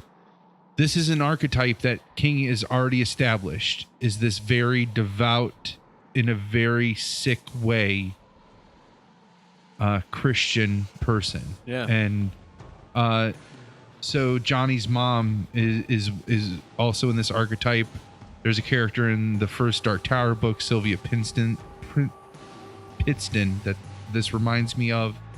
There are multiple King books where this type of character is in there, and also multiple King books where it is a woman that is this character. And The Mist has another one of these characters, female, very sick religious person. I wonder where that. Do you know where that comes from? Because no, he always speaks of his own mother, and who's not religious at all. Yeah, and very free, like letting him pretty much read whatever he wanted. And I think that, you know, he talks about having to stay with some aunts and uncles while growing up. And I think that one of the aunts maybe might have tried to force religion on them. That's the piece. If there's one thing from going through the bulk of King's catalog, is you realize all of his archetypes, his go-tos. And then I find myself more times than not trying to do just that. Wonder, what was this person like, or what was this person in King's life that inspired this? You know, so his parents were introduced, and we get through this whole in them finding out about Johnny's accident. We get everything we need to know about Herb and Vera. Yeah. It's interesting too. Like you come to like care about them. Yes. I think that's what I mean about King, where sometimes you forget when the brutal violence or horrific thing happens, because he's so good at character and spending the time to get you to care about people. I know we're working our way towards a Quentin Tarantino sort of double feature. But like From Dusk Till Dawn, that collaboration between Robert Rodriguez and Quentin Tarantino, where Yep. the first half, it's written by Quentin Tarantino, like prior to all of his success, but the first half is directed by, which is which? One half is directed by Tarantino and the other half is directed by Robert Rodriguez, who are kind of diametrically opposed in terms of their style. Like Tarantino favors long takes and monologues, and Robert Rodriguez favors like action and quick cutting. And I would definitely say Tarantino then is the first half, and Rodriguez is but the I think second they half. might have switched it, and like, and Robert Rodriguez is like doing his best Tarantino, something like that. I need to look into it, but that's where I first heard this thing about Stephen King being so good about character is in I think the commentary for that, where the whole thing about that movie is that you spend the whole first half getting you to care about the characters. So when some crazy fucked up shit happens to them, you're invested. And that Robert Rodriguez said came from Stephen King, at least in his estimation, even though Tarantino wrote it. In any event, so like, yeah, you spend a lot of time with Herb and Vera, like caring about them. And it reminds me of like Franny's dad in The Stand, Herb does. Oh, yeah, exactly. He's just very down to earth and just very proud. I mean, Herb gets me in the feels big time as later on in the book. Well, let's just keep going because we'll get to it. So they find out about that. They end up meeting with Sarah at the hospital. That's when you find out the prognosis is not good. They expect Johnny to not survive. He's in intensive care. And I guess it's worth mentioning, at least quickly, that, you know, Sarah was on the fence about Johnny that night, and that's kind of when she decided she wanted the hot dog, but also more. Like they told each other they loved each other that night, and it had transitioned from something that was kind of burgeoning to something that was very serious. And that's one of the touching things that Herb does when they're in the hospital. Like he kind of senses that there's a closeness there, and he wants to keep Sarah in that fold, whereas Vera kind of wants her on the outside, and she's like, well, I've not heard of this lady. But in any event, yeah. So they're just starting to get serious that night. We also get introduced to, I'm sorry, I was just flipping through the page and it reminded me too, I forgot to bring up. We also get introduced that almost instantly Vera says that God has a plan for Johnny. Like she, you know what I mean? Like they're, I want to come back to that. If we can come back to that as we get towards the end of the book, I want to remember this because I don't want to spoil anything, but it will be easy to lose in the fold. But we have to come back to this, that Vera never loses sight of that through the whole thing, that Johnny's going to wake up because God has a plan for him. Yeah. And when she goes off to live in the barn because they're waiting on the rapture, etc., like all this crazy shit. I mean, she gets crazy. Yeah. I have this note about October. Herb talks about October being his worst month around surrounding Johnny, and then also it happens. So that's the month in which the accident initially happened, in, I think 1970, and then also it seems like in October Vera kind of ramps up her crazy in terms of the religious zealotry. Yep. And then ultimately, well, actually, that's not when the accident happened. No, it is when the accident happens. Is that also when he wakes up though? Wait. When what Johnny wakes up in May of 1975. Yeah, we're not there yet because we're going through I was trying to figure out the October thing, but we're just starting the montage of the time passing because we get into Herb and Vera. Like Herb goes to Sarah's wedding during this time. That Johnny haunts, by the way. Like, she suddenly is like besieged by thoughts of him, right, when she's doing her vows, right? Yep. And that again, and that happens again too. Right? Like, yeah, because when she's having her baby, like because she ends up getting married, right? I don't know if I knew she had a baby. That might be in the next, or did I miss that? I don't think so. Because I looked that up. That's all right. Maybe I missed it. It's very possible that I missed it. But if not, I was gonna find out tomorrow anyway. Oh no, because it's while he's still in a coma, while she's in labor.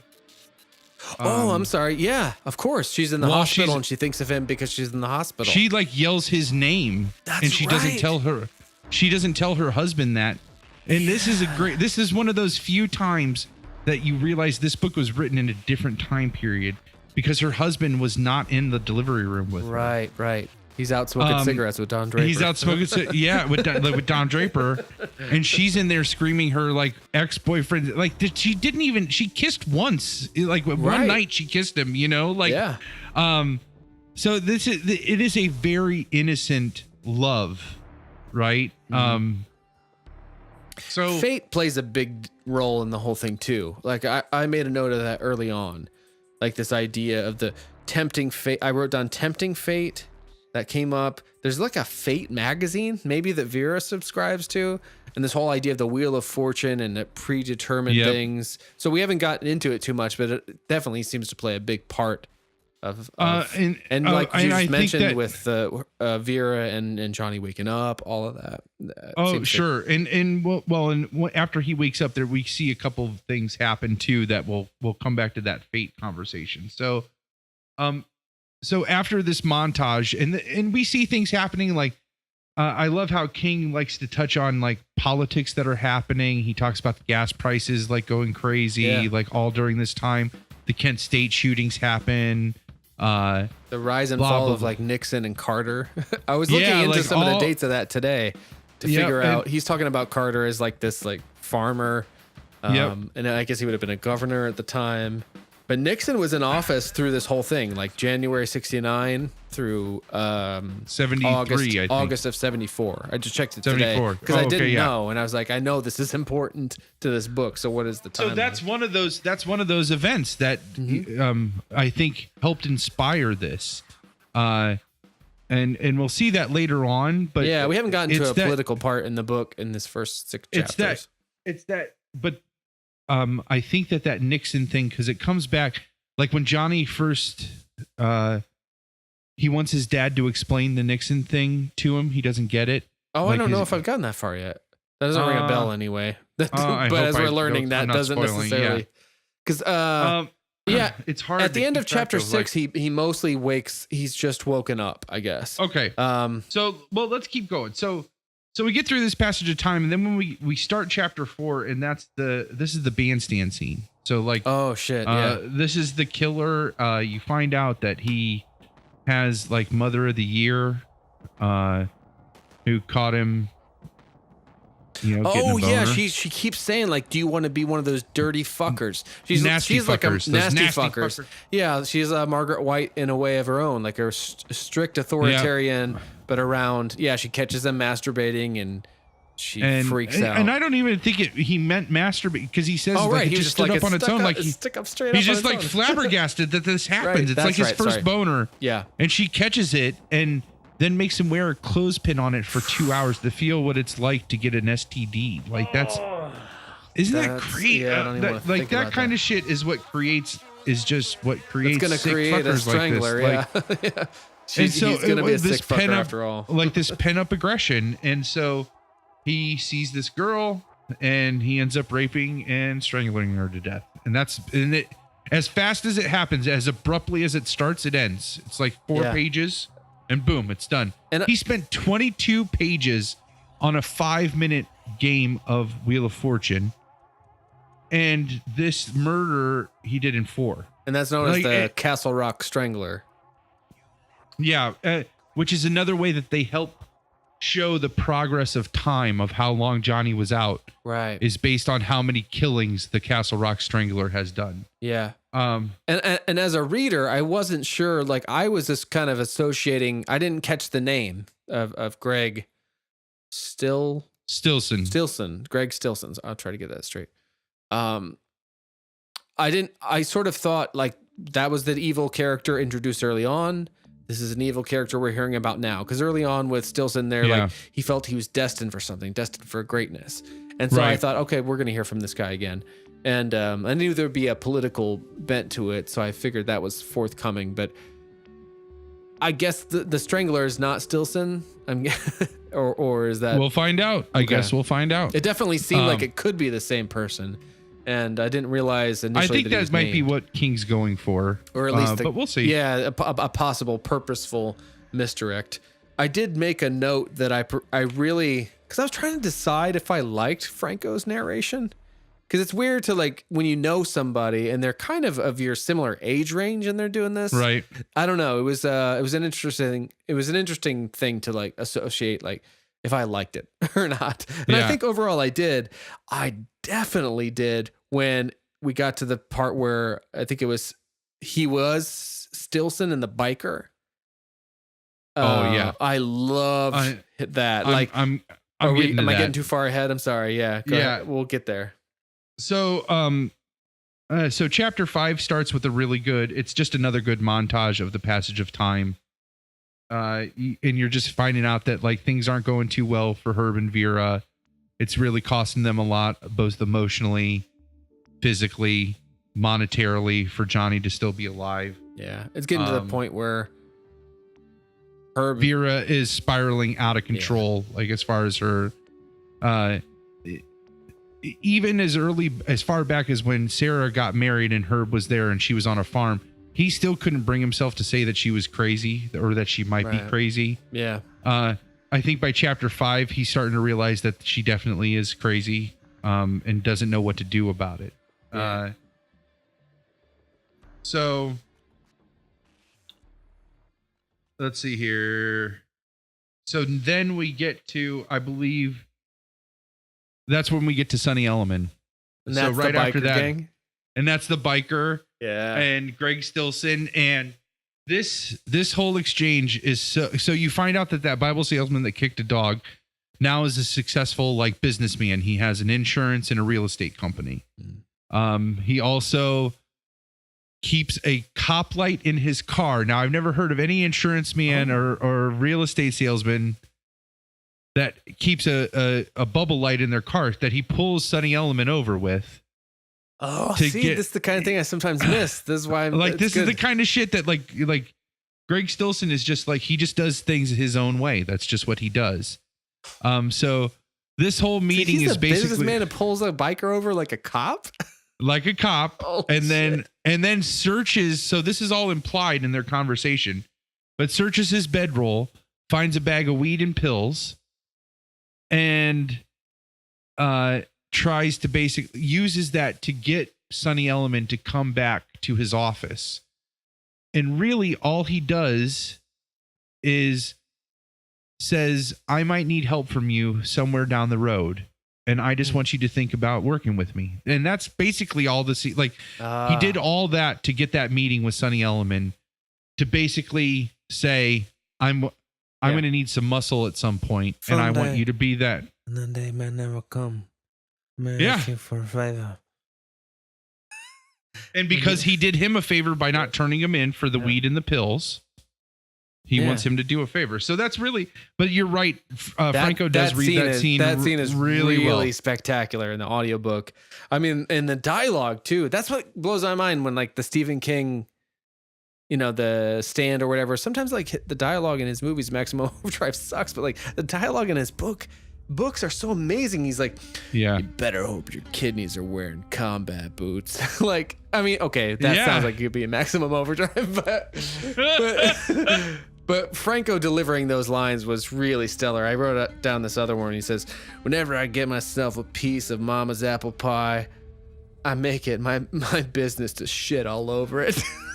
Again, I say it out loud. I'm like, fuck, that sounds like Maximum Overdrive. But I guess that's great. But yeah, I mean, when I was trying to decide if I dug the Franco reading, I think overall, yes, I do. But particularly once it gets to this part, I was really in.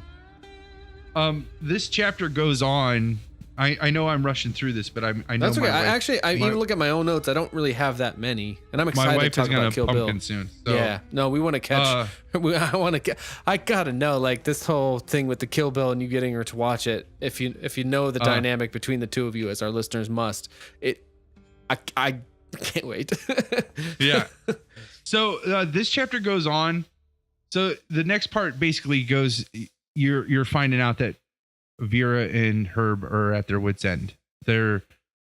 he doesn't know what else to do with her. He's thinking about every year he thinks about leaving, and it's around that time when she gets worse and needs him, depends on him more.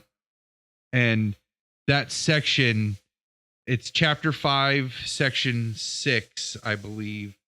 That section ends with Herb, with the internal monologue, basically Herb wishing that Johnny would just die. Yeah. The father just wishes that the son would just die. And it is, I'm not sure if King went through his mom being sick at this point. I think he did. Yeah. But it is, God, is it a horrible thing to say, but damn it. If you've ever gone through somebody that with a loved one that has had a terminal thing like this and seeing the strain, it would take a very strong person to not to even cross their mind at least once. You know what I mean? Like, I don't know. Maybe I'm not. Maybe I'm unique. I don't know. No. I mean, I think that's one of those things that. Yeah. It's one of the great things about art is like it's able to say things, common experiences, and contextualize it and help you not feel alone in those thoughts. Yep. Yeah. Yep. I mean, so yeah.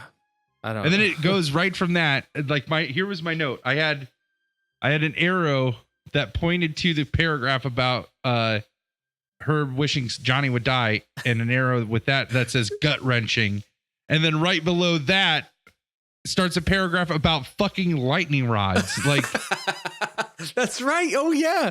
I mean, fucking Stephen King. That's Stilson, right? Like trying to sell lightning rods. Yep. Yeah, to a bar owner. And it's just, again, it's just this one little scene. What the fuck does that have to do with anything? But of course, they all have something to do with something. Something to do with it, something, right? So, oh yeah, here's the scene where Sarah has her baby, and it says, the baby came on Halloween night. See, they keep coming back to October. That's another thing too. I like that. You know, sure. The baby came on Halloween night. Sarah's labor lasted 9 hours. She was given mild whiffs of gas when she needed them. And at some point in her extremity, it occurred to her that she was in the same hospital as Johnny. And she called his name over and over again. Afterward, she barely remembered this and certainly never told Walt. She thought she might have dreamed it. Like that's, man, that's so fucking hard. That's pretty cool. So up to this point, we realized like,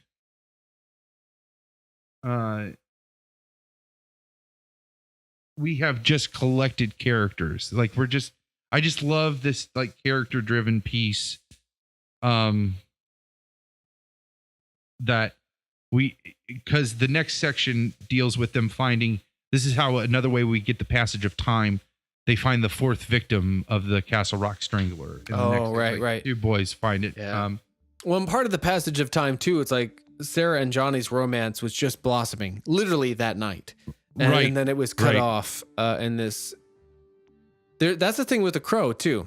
There's a title of one of the chapters called Inertia, and it's like he talked about it as the inertia of a relationship.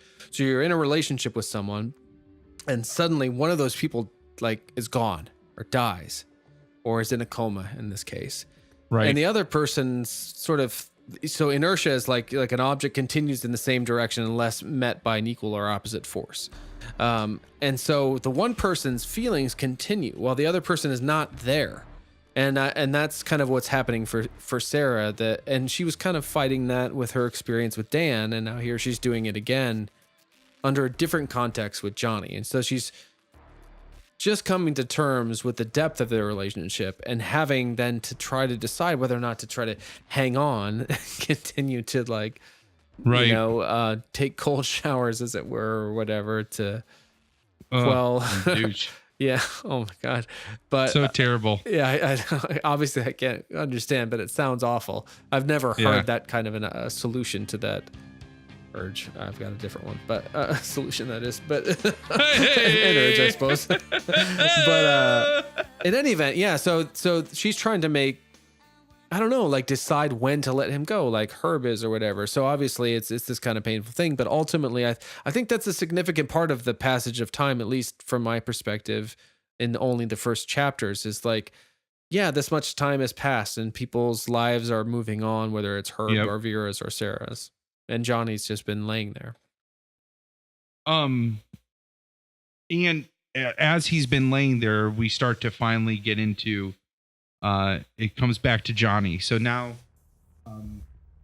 within the first 60 pages, Johnny's put in the coma, and then we hear all the characters revolving around Johnny and the secondary characters outside of that circle for right now. And now we're spiraling back to Johnny. We're getting into chapter. I don't know if we're in chapter 6 yet, but basically he's starting to wake up. Mm-hmm. And he starts to his point of view, right? A bit. His point of view. At one point, things start to swim in, and he almost comes to the surface. I love how King passes the time by the other person that's sharing the room with him. So the first time you come back to his hospital room, it's a man with cancer. And he starts to swim up a little bit, and then he goes back, and it's just a dark hallway. That's how he describes it. Yeah. And then he basically goes back into the coma for 6 months. And then comes back, and there's a different person in the room with him, like sharing the room with him. And so that's when he comes up from the coma. And it almost, I love the interchange between him and the nurse when he first wakes up, how she's just doing her normal routine. And she places her hand on the back of his neck, and he instantly knows her kids. Oh, right. He knows that one of her kids had an accident with a firework and that is expected to have a surgery. So the first words to her are, "Hello, Marie, your son will be fine." That's, right. I mean, that's essentially it, right? Yeah. That's Whoa. his first vision. Marie. Son. Be fine. Be fine. Watch. Granddad's. He'd be damned if he let any chap put his greasy other hands on it. Oh, that's not okay. Yeah. So, but then it ends up he is going through very quickly. He has almost his second premonition when he learns from his doctor that he's been asleep basically for 4.5 years. Right. And then he's taking this all in stride until his parents show up. So we get a bookend to the scene when they find out that that he was in an accident. We get a bookend to that scene where they get almost the same call. On the call, yeah. Yeah, that he's awake, and almost the same stuff happens. Like Vera finds out and instantly attributes it to God, starts praying, and he has to tell her to shut up so that he can hear what's going on the phone. Yeah. But then when the comedy bit of that is over, he does pull her aside and says, if you talk about any of this crap to Johnny, I will haul you out of that hospital. Yeah. In a second. Herb changes his character right quick. Right quick. He just basically like, you will let our son get better before you shove any of this crap down his throat. That's basically what he tells her. Yeah. And she is officially at this point crazy. Herb knows she's crazy. Johnny will soon know that she's crazy. Man. So we get that scene. And then this brings us right up to the end, where he's asking his dad to kind of like, he's just trying to catch up on everything. And how even after that talk from Herb, his mom could not resist. Like she started to get into, and it was like Johnny instantly knew how to like, he's like, I'm going to walk. It's like he knew about the agreement that already happened with Herb. Like, yeah, he was cool about it with her, and he and Herb exchanged a look. Yeah. Yeah. But then the exchange, like, she leaves the room and he asks him about Sarah, of course. And it doesn't work. It's so tragic. It's just so sad. Like, so I wanted to touch on Double D was texting. He was watching the live feed, and I totally missed this text that came in. but it's actually pretty smart. He's like, he texted me, he said, I thought the upset stomach was bad vibes with the premonitions. Like it was almost like a discordance with the thing. It's and like she when, just passed it Buffy off as a bad hot dog. Yeah. Like she wasn't really sick. Like she just passed it off, you know? Yeah. It reminds me for anyone who's a sort of Buffy nerd, like the original Buffy movie, Buffy the Vampire Slayer, where you get cramps, like menstrual cramps when vampires were coming near her. It was like her body's way of warning her. Yeah. And that was easier than trying to, than admitting there was something about those eyes. Ooh, yeah. So, and she kept coming back to that mask as we learned later, and I glossed over initially. And so it basically, Vera doesn't want to hear any science. He doesn't want to hear any religion. And that's where we end at the end of chapter 6 is like, Johnny's awake. Everybody's kind of like trying not to upset Johnny. And that's kind of where we're at. So there's this one quote short one that I wrote down independent of the questions and stuff.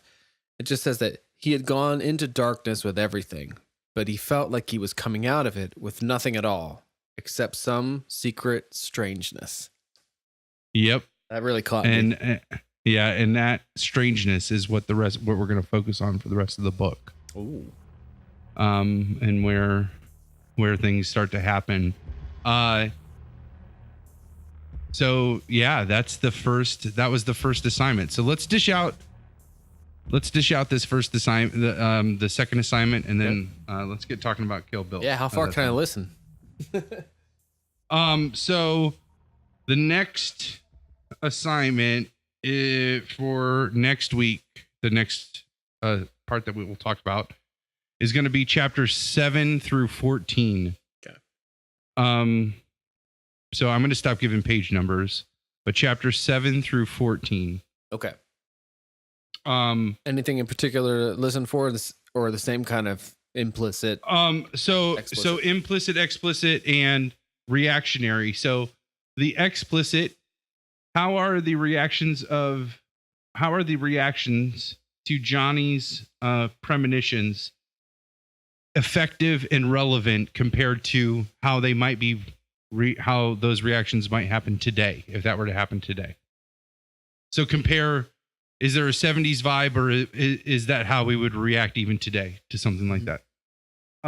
What parallels, so the implicit, what parallels exist in all of the Stilson scenes we've had up to this point? So by the time you read this second section, there will be the dog scene, the scene with Sonny, and then there's going to be 2 scenes with Stilson that happen inside this section that we read. Okay. So just what parallels do we see between all of these little vignettes with Stilson? Okay. And then the reaction piece.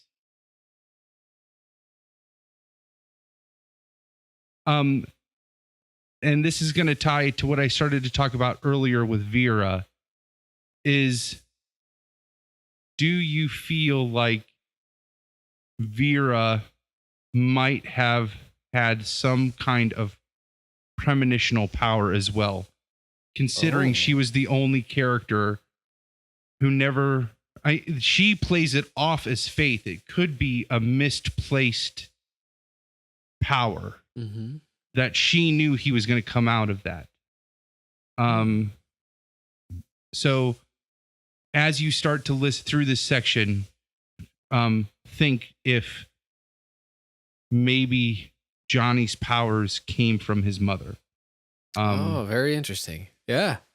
I love that. These first King books there's so many psychic elements to them. I don't know if that was like a period thing, like if the 70s there was just a ton of psychic ability talk, but Carrie has a huge telekinesis portion. The Stand, they all communicate. The Shining literally is that psychic power, right? The Dead Zone, fire starter is pyrokinesis. You know, word. like there's just like all of these like extrasensory abilities in humans. A lot of his stories center around that. Early on, which is funny because I mean, of course, The Shining deals with ghosts, but these still, I don't think, have gotten into the quote unquote horror yet. You know what I mean? So maybe that's why it is considered his like most mature writing. It's where he reaches his really? peak. Okay. That's what like critics all agree, like pretty much agree that it is where he peaked as far as his ability as a writer. Like it's the peak of his talent. Oh, outstanding. That's something to look forward to. Yeah, and definitely going through it the second or third. I can't remember if this is my second or third time. Yeah. Going through it again, I definitely would agree with that. It's so good. So very cool. Would you tweet those specific questions out with like a hashtag for the book club? I was starting to write them down, and I was like, "Oh, this would be, let's use the supercomputer to share it with anyone." Yeah, I'll probably have to break them into 3 tweets. Yeah, of course. Yeah, but I like it. Yeah. You can even maybe break it up into the, this is the second assignment kind of thing. I'm sure you'll come up with something good. Yeah, I'll figure that out. And of course, listeners can download the Dead Zone for free if they go to audibletrial.com/LWSD, and you can get your free download from audible.com, as well as a 30-day free trial and access to over 180,000 titles, of which many of them are Stephen King books we've spoken about on this podcast or will later. So yeah, check it out. Awesome. And what's our book rags is the other person who makes bookrags.com. Let's roll our promo for our other sponsor, Book Rags, for providing all the materials to help us guide the discussion for this Dead Zone Book Club. We'll roll that promo. Hey, Palmer here. Dave and I are so excited to be doing this Long Walk Short Drink Book Club reading of The Dead Zone by Stephen King. Materials for this project were provided by the site bookrags.com. With over 6,000 study guides available on their website, bookrags.com has everything you need to study and ace your lit classes. Enter the promo code PODCAST to get 15% off your subscription. Thanks so much to the great people over at bookrags.com for helping to make this book club possible. So keep listening and keep reading. Have a good one. Dave gets really upset when I don't. That's fun to do. Like, I don't get upset. I just like to do it. So we're back from that promo. And now that we're back. We're not alone. We are not alone. We have with us my beautiful wife. Hey guys, what's up? Ash. Yeah. On her own microphone this time. On her own microphone, rocking a strap shirt. About to she got a strap shirt knowledge. On. Yeah. So oh my Palmer has the whole script of Kill Bill in front of him. These are my book rag. These are my book rag notes. That's what these are. Okay. I just have this one page of Kill Bill notes. It's just on the like back. This, okay. Yeah, this handwritten thing. Like, oh, that's funny. I thought of that earlier. I was like, I wonder if he thought this was all my Kill Bill notes. For sure did. I thought you put Jesus, we'll be there till 3 a.m. No way. Yeah, there's enough to talk about with this movie, but not as much as there was for Get Out. I mean, it's a 4-hour long movie. There's I was trying to go through the IMDb trivia, and it did not disappoint. Some of it I did not think was the most accurate, but you got just enough in life going on not to be the moderator of the IMDb Kill Bill page. Yeah. Well, I think the most interesting thing, though, and obviously this is going to be an evolution, and I've seen some progress already in the few appearances, but on the surface, Kill Bill is not what we would deem an Ash so let's roll in movie. the Palmer's Picks promo. Let's do that. Hey guys, Palmer here. Just wanted to bring you up to speed on what you're about to hear in case you missed the last time we had my beautiful wife Ash on with us.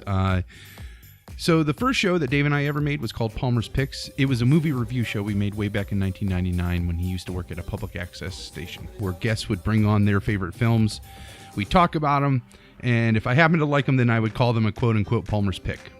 We've actually posted some of the episodes of that show on YouTube. Fast forward to now, instead of Ash bringing me movies, I decided that I'm going to bring movies to her. Specifically, movies that I'm pretty confident that she would like, but not the fluff that she normally goes for.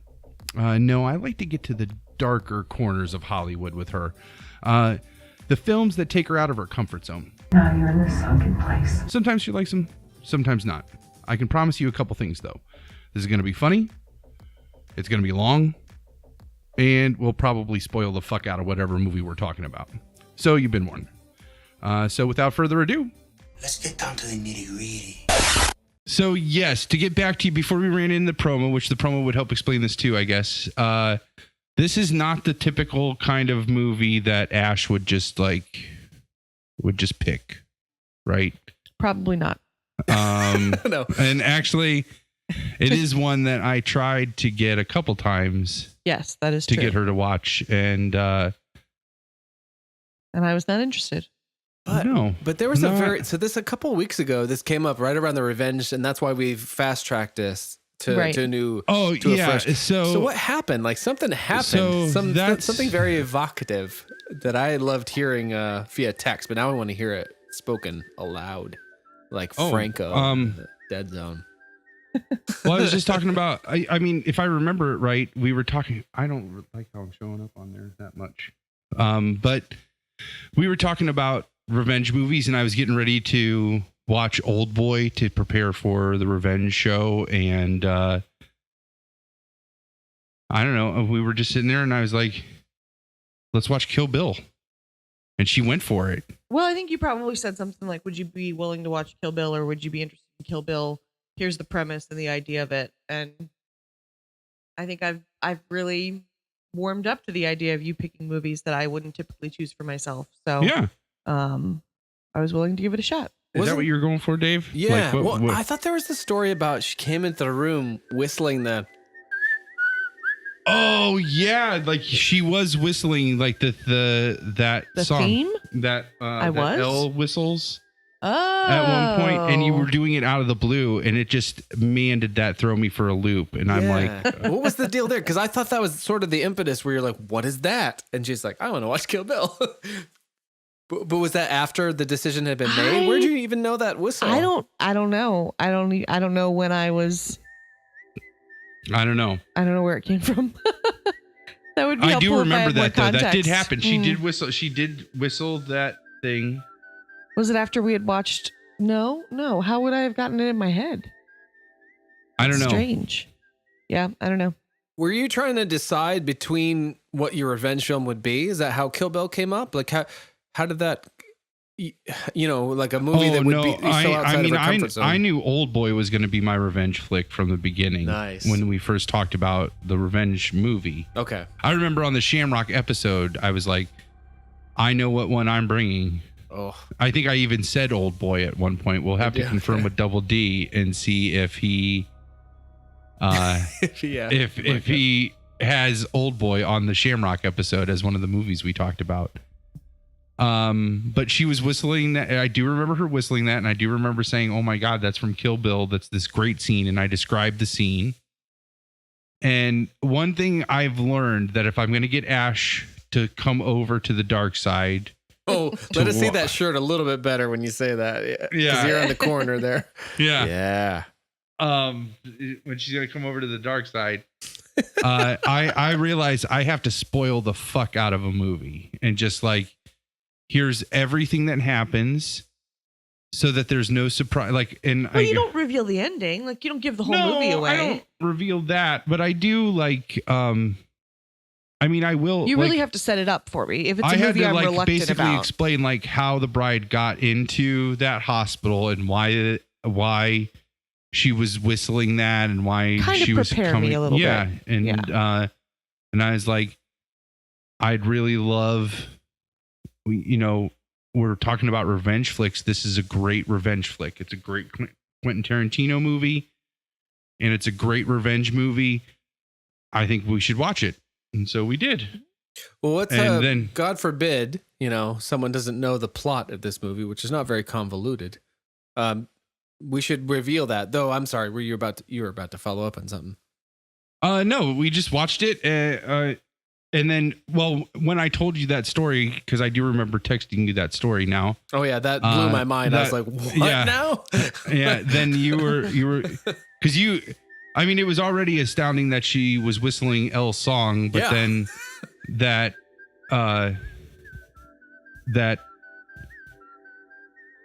Well, she's like, she let's was watch she Kill was Bill. willing to That watch just- Kill Bill. That was crazy. the other piece, because it's not an Ash movie. It's not an Ash movie at all. And you'll find I out a don't little bit remember what I later. Like saw. I am squeamish about Kill Bill. Like I was. right into the mic, and that's like right into the end of it. See how I am? Yeah. Got to be right up in there. Yes. Like a hot dog. I see it. Do you see how you're Like a hot dog. Yes, I see it. how that changes when you're talking right into it I like do. that? Yep. Okay, so that's how you got to talk into it. Okay. This is the moment where Ash became a broadcaster. This now Yeah. she's. Where I Can you say Good learned- Morning Vietnam? Because that's Good her- morning, Vietnam. It's just happened. That's yeah. Oh. But yeah, so, So- it's a rough movie to take on. I as scared as I am of Old Boy, I am honestly still a little scared of Kill Bill at times. The bride, my really? bride, from whom the bride takes her pseudonym for the show, Yes. loves those movies, and sometimes she'll suggest them. Earlier, I was talking about how she'll suggest a Marvel movie, and I'm like, I don't really want to watch it, but okay. And then I'm watching it, and I'm like, ooh, I'm so glad we're watching this. But Kill Bill it's so fun, but it is also It's a little gruesome. yeah. And I will always say, It- like, Quentin Tarantino has always caught a lot of shit for the violence in his movies. And going back to Reservoir Dogs with the cutting off of the ear that you don't even see, like I think he part of the reason that is that he treats it. Sometimes the Kill Bill is a sort of an exception, but there are a lot of times in which he does treat it seriously. And because of that, and because you feel the emotional implications of said violence, it can be really disturbing. Absolutely. And sometimes really funny. But yeah, so that's why for me particularly, I was when I found out that this was going to be a movie that you guys were going to watch together, I was floored. And yeah. we were so it was so I had the same reaction when she was just like, yeah, we can watch that, that's fine. I was just like, I didn't have to work for it. So when she says like she is getting to the point where she just is going to trust my recommendations, she totally exhibited that in this instance, because I have recommended Kill Bill in the past and did about the same sell to it, and she was having nothing about it. And so give a brief synopsis of the story, Dave, so that way, Oh. I mean, Yeah. because this is a hard movie to sell to somebody. Yeah, that's a good. Sorry, I wasn't quite prepared for that. But I Sorry, I didn't mean to put you on the spot. I can do it if you want. I have my. I was fortunate enough in 2004 to get this lovely. So I bought Volume 1 at Best Buy with Nice. with this kind of carrying case that left a space for Volume 2 when it came out. So these are DVDs, but Oh, nice. so yeah, I'll just read the short paragraph that they give. It says, the acclaimed fourth film from groundbreaking writer-director Quentin Tarantino, Kill Bill Volume 1, stars Uma Thurman, Lucy Liu, and Vivica A. Fox in an astonishing action-packed thriller about brutal betrayal and an epic vendetta. 4 years after taking a bullet in the head, ooh, not for nothing, but Johnny Smith, was it, in Dead Zone? Was out for 4 years. Yep. 4.5 years. 4 years Yep. after taking a bullet in the head at her own wedding, the bride emerges from a coma. Motherfucker. Jesus. And decides it's time for payback with a vengeance. Having been gunned down by her former boss, David Carradine, and his deadly squad of international assassins, it's kill or be killed. And a fight that she didn't start, but is determined to finish. Loaded with explosive action and outrageous humor, it's a must-see motion picture event that has critics everywhere raving. 2 thumbs up, Ebert and Roper. That's just for Volume 1, which came out in 2003. And then Volume... At the end in November of 2003, and then April of 2004 was when Volume 2 came out. Yeah, I actually have a very vivid. I'm very much looking forward to hearing the two of you discuss it. But one of my few visceral, vivid Kill Bill memories was of the opening moments of that movie in a movie theater. I feel like I was by myself, and there she is, the bride, black and white, Yep. battered, bleeding on the floor, terrified. That like And- high contrast black and white Yeah. too. It's not And like It's her not teeth the- are busted, and she's Yeah. like, I was just like, whoa, shit. I was instantly on edge. And we talked about last Yep. episode, like I retold a story of vengeance as brutal and bloody as any, as a fucking teenager, in a movie. And so I thought I was desensitized to certain things like this. And then, but seeing the look of terror in her face and the way that she looked after she was, at this point, inexplicably battered and beaten and bloodied. And then she's like, Bill, it's your babe.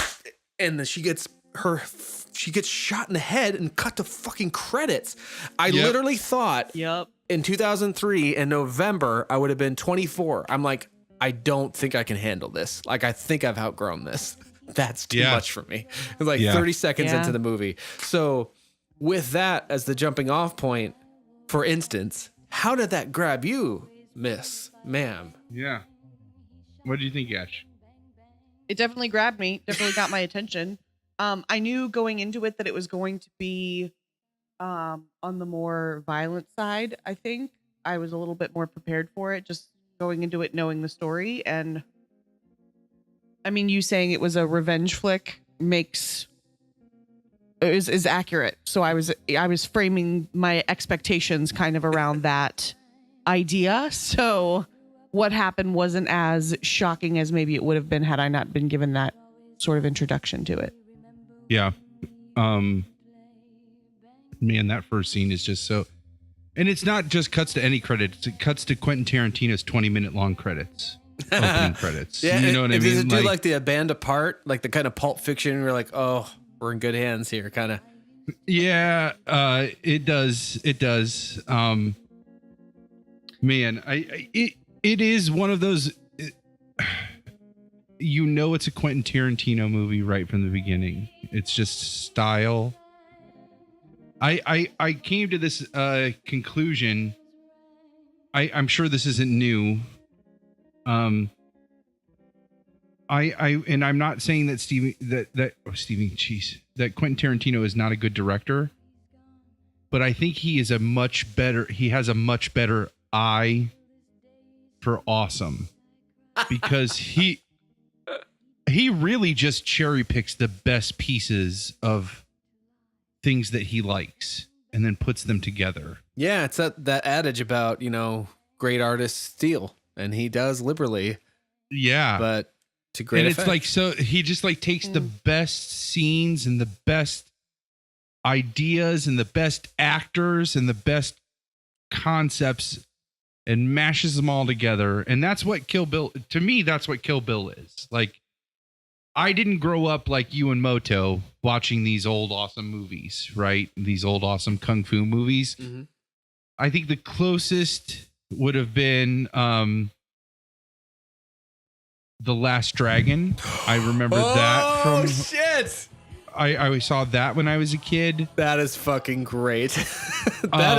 That's close enough, my friend.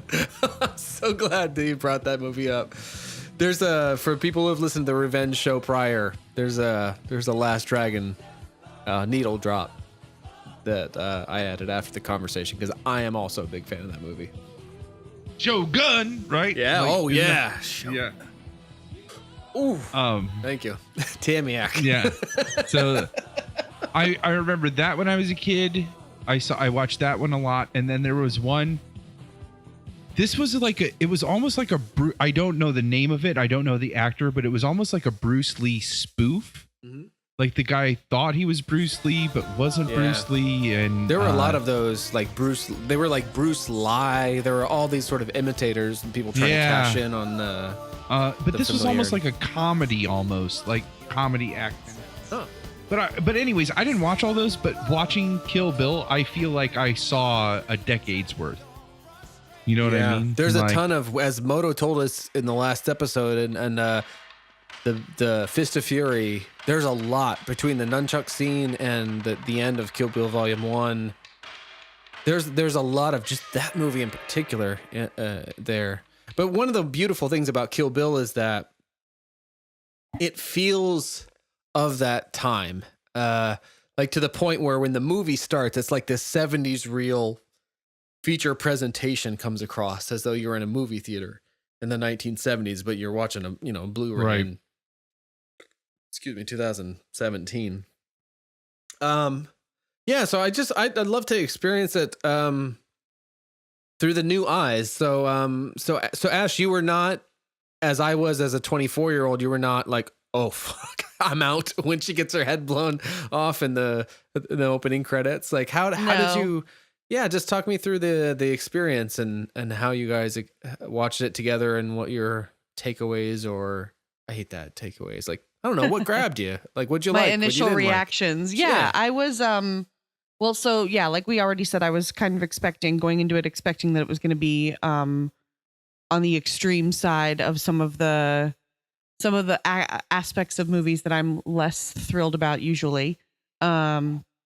But I mean, I thought it was a good storyline and felt very compelled and attached to the bride and to her, like kind of watching her story unfold. And I said to him multiple times, like, it was really hard to recall where the first movie ended and the second movie began because there was such a fluidity between the two. And then he told me that initially they were all one big movie when it was initially When he showed it at Cannes, shown. it was one. It was. Oh, really? I didn't know that. It was one cut of the film. It was over 4 hours long. But that's how it premiered at Cannes, and then when it got ready for distribution, that's when Miramax that distributed this? I don't know. I think so. Yeah, I think it is. Was it still Miramax days, or would have gone to the Weinstein Company? If it was definitely that Miramax camp. What does that say? Yeah. I'm curious now. Yeah, it was like at the time they were doing Kill Bill and Clerks 2. Like that's what they were hanging on to. I was like, man. that's awesome. So, but anyways, they decided that they were going to split it into two films, which that paid off for them in the end. Yeah. It was Miramax still, at least the first part. Okay, cool. I was just checking that. So, and actually when he teased that he was going to release it, the Revenge show was tentatively titled The Whole Bloody Show. Yeah. And that was an homage to Dave's cut butt. And That's my high a school side band name. homage. Yeah. That's a great one. My high school band name. And then also an homage to the revenge film Kill Bill that we didn't talk about on the Revenge show. Yeah. Who Quentin Tarantino called it when he did release this, it was called The Whole Bloody Affair. Yeah. And it was You introduced me to that. I had never heard that. And that's 2011 I'm seeing. Yeah, and it had an extended anime scene with Oren Ishii, and Sophie loses more limbs. That was like one of the lines that it said. Like that was one of the differences. The Klingon quote at the beginning is not there. Oh, the revenge is a dish best served cold. Yeah, that's not there. But here's the thing with Quentin Tarantino. So he promises this is going to get released, right? And then they drag their feet. Years go by. He finally releases it. And what does he release? All he does is re-release the print from Cannes. It still had the French subtitles, which is a requirement to show a movie at Cannes. Really? So he didn't do anything. He didn't actually do The Whole Bloody Affair for the theater release. He just re-showed his Cannes print. But am I pronouncing that right? Cannes? Yeah, I think so. Festival? I've heard Con. Yeah. It's like Van Damme. Yeah, I've heard Van Damme. both. When I was growing up, I said Van Damme, and then eventually I was like, well, you just say Van Damme. Van Damme. Yeah. So Might as well. What do you mean? but he did release that in Japan on a DVD as one whole, like the actual thing that has the extended cut and everything. And I cannot find that anywhere. So if there's a listener that has access to a copy of The Whole Bloody Affair, I would be eternally grateful to get my hands on that, to see it. Oh yeah, I would love to see that. That's great. I remember in 1994 or 5 getting my hands on a Japanese dub of a Laserdisc of Pulp Fiction. Oh, There wow. was a time, and this is part of it. This is like the tail end of it, maybe, where like Tarantino was religion for like film geeks, Right. And yeah, so I'm glad you're here. I was just about to call you, but I'm glad we're talking about this, and particularly with the fresh eyes of Ash here. So, I just can't. I'm having trouble wrapping my head around the fact that you watched this in the last few days. And did you like it? Like, how did it grab you? Yeah, I mean, I thought it was a good story. It was enough. I liked it. In I do all like fairness, we did watch it over the course of about 3 or 4 days. We watched both of them. That seems okay. I mean, it's 4 in like hours. short little, we would watch and them they're until we fell chapters. asleep on them, Chances are we and would then fall we would asleep. come back into them and start we'd start back a few scenes earlier than we'd find the last scene we could remember and go a couple before that just to refresh our memory. Yeah. But I mean, there was so can I say some observations though on You're an watching adult. them? Is Yeah. is that It's our okay? podcast. Absolutely. You can do whatever Absolutely. the fuck you want. Yeah. So I know my name's Buck, I came to fuck, that whole part. Yeah, That was that's that's rough. tough for anybody. Yeah, right? that was. Ooh. I actually think I was passed out though. Like there's that, even right before that is when like the customer is there. That whole scene is just so fucking gross. And she like bites his lip off and Yeah. Yeah. Oh, That's and how that's she she like comes slams awful. Buck's head in the door and like, Oh yeah. but then There are some really gruesome parts that I'll be honest. I think I blocked them out well, a the little bit. juxtaposition to that though is when she's in the truck and she's trying to get her toe to wiggle and Mhm. she goes through, what's the flashback that she has in between? She's like, wiggle your big toe. And then she goes to a flashback. What's the flashback? Oh, that's where the two movies blend together for me. Like I'm trying to think what that would be. Okay. And I'm flashing Yeah. forward to the Pai Mei stuff and the burial. Yeah, that's what I'm doing. I don't want to gloss over one of my favorite moments in the and that's what I'm saying. Like there's cartoonish violence in the movie, literally Yeah. sometimes anime. Yes. But when she wakes up and she realizes that she lost the baby and kind of puts together what happened and Oh just yeah, that's sobs, horrific. that is as gut wrenching and dramatic as any fucking Meryl Streep like quote unquote Yep. serious performance Yes. you'll ever see, and that's Yes. why these movies can be so special. Like because Quentin Tarantino he specializes in genre cinema, but he infuses it with such passion, and he elevates it obviously. The bride literally is Uma Thurman. She created this character with that's Quentin right. Tarantino. Like, so that's how she's able to get that passion and intensity that she has, because she literally that character is her. That's the only thing I can think created by of, Q and U, as they Yeah, say that in the makes credits, sense. right? Q and U, you got it. And so It's based like on something called Lady Snowblood, a little bit like a Japanese thing. I think. I think so. But probably loosely, and in the same way as they kind of take liberally from all kinds of stuff. That scene is and there's a lot of those little quick things that happen that is gut wrenching. But I think it's interesting, Ash, how you talk about that and Dave, now you've mentioned it too, that they kind of just blend together. I think Volume 1 and Volume 2 are drastically different styles from each other. Yes, it's like From Dusk Till Dawn we talked about earlier. The first Yeah. half, but it's a little bit in reverse. Like the first half of From Dusk Till Dawn treats it like a Stephen King novel where you learn a lot about the characters and you care about the characters. And then suddenly in the second half of the movie, those characters are Shit gets crazy. Yeah, are confronted with some crazy supernatural shit, and there's vampires, but you're in because you care about the characters and the situation. You're on board. Whereas with Kill Bill, Right. I don't feel like you're not on board, but like you get hit with a lot of that action up front. And then in the second half, shit really slows down. There are a lot of scenes of people talking. Well, I mean, so I don't know samurai movies a lot, but I know Westerns kind of, at least enough that I can make this analogy.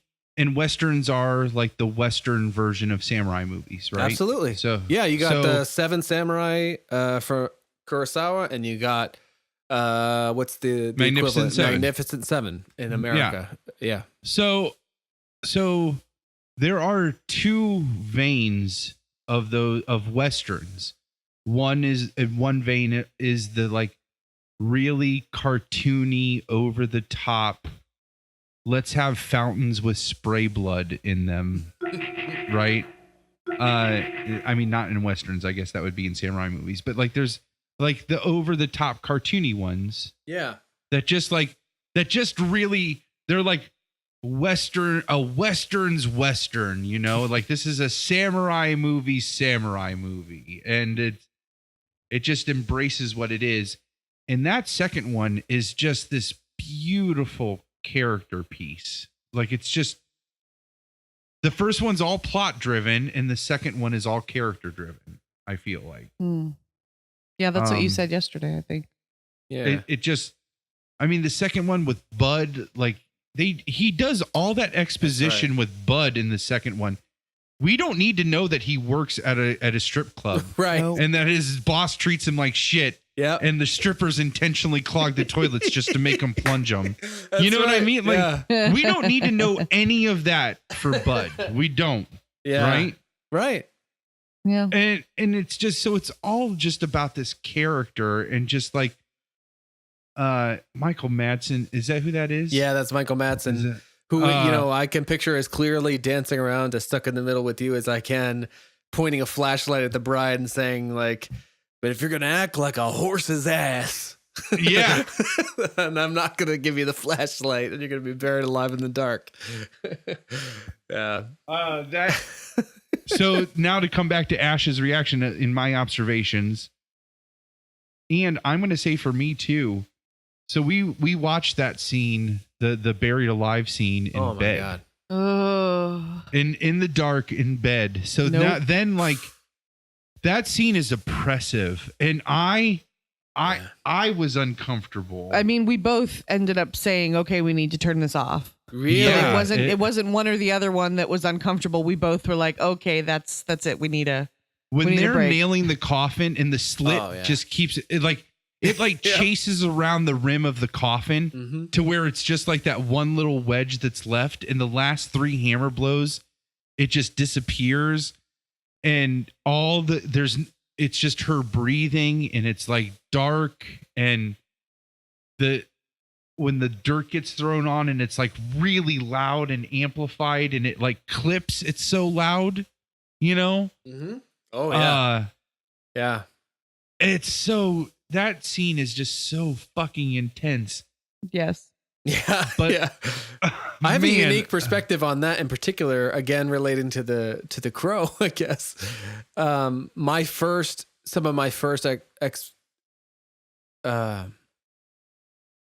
exposure to that movie were when Brandon Lee passed away, and then the articles about that. But like one of them talked about how if the movie was unchanged, this person who died who was killed accidentally during the film of this movie, the first scenes that you would see him in are clawing out of his own grave, from his own perspective. And I was like, oh, fuck. Oh, wow. And of course, at that time, I, as a teenager, was endeavoring to remake that movie based on the comic book. And so, and because we would like do things poorly, I was buried alive twice. Now, I was not nailed in. I was not nailed in like the bride was. And of course, she wasn't really either. But I always was fascinated by this idea that you would be with that character of Eric in the coffin and like him clawing himself out. And so whenever I see a character claw themselves out of the grave, which is not a lot, this is one of the other few times I equate it with that. But yeah, so I have a little bit of an actual visceral sort of physical memory of that kind of thing. But oh my God. And then of course that actually parallels to this big toe scene that we're trying to remember, how she got to wiggle your big toe. It's interesting the way that it all moves around. It's like we were talking about with books earlier. It all blends together and the time is so fluid, but the story is linear, but it's not presented as such. Like the first thing you experience, right, is the bride going to Vivica Fox's, one of the other assassins with whom she was aligned that had killed her. Yep. And you see the pussy wagon before you even know how she got it. Buck's pussy wagon, yeah. Yeah. And she shows up there and she they start to get into a fight, but then what's Vivica Fox's character's name?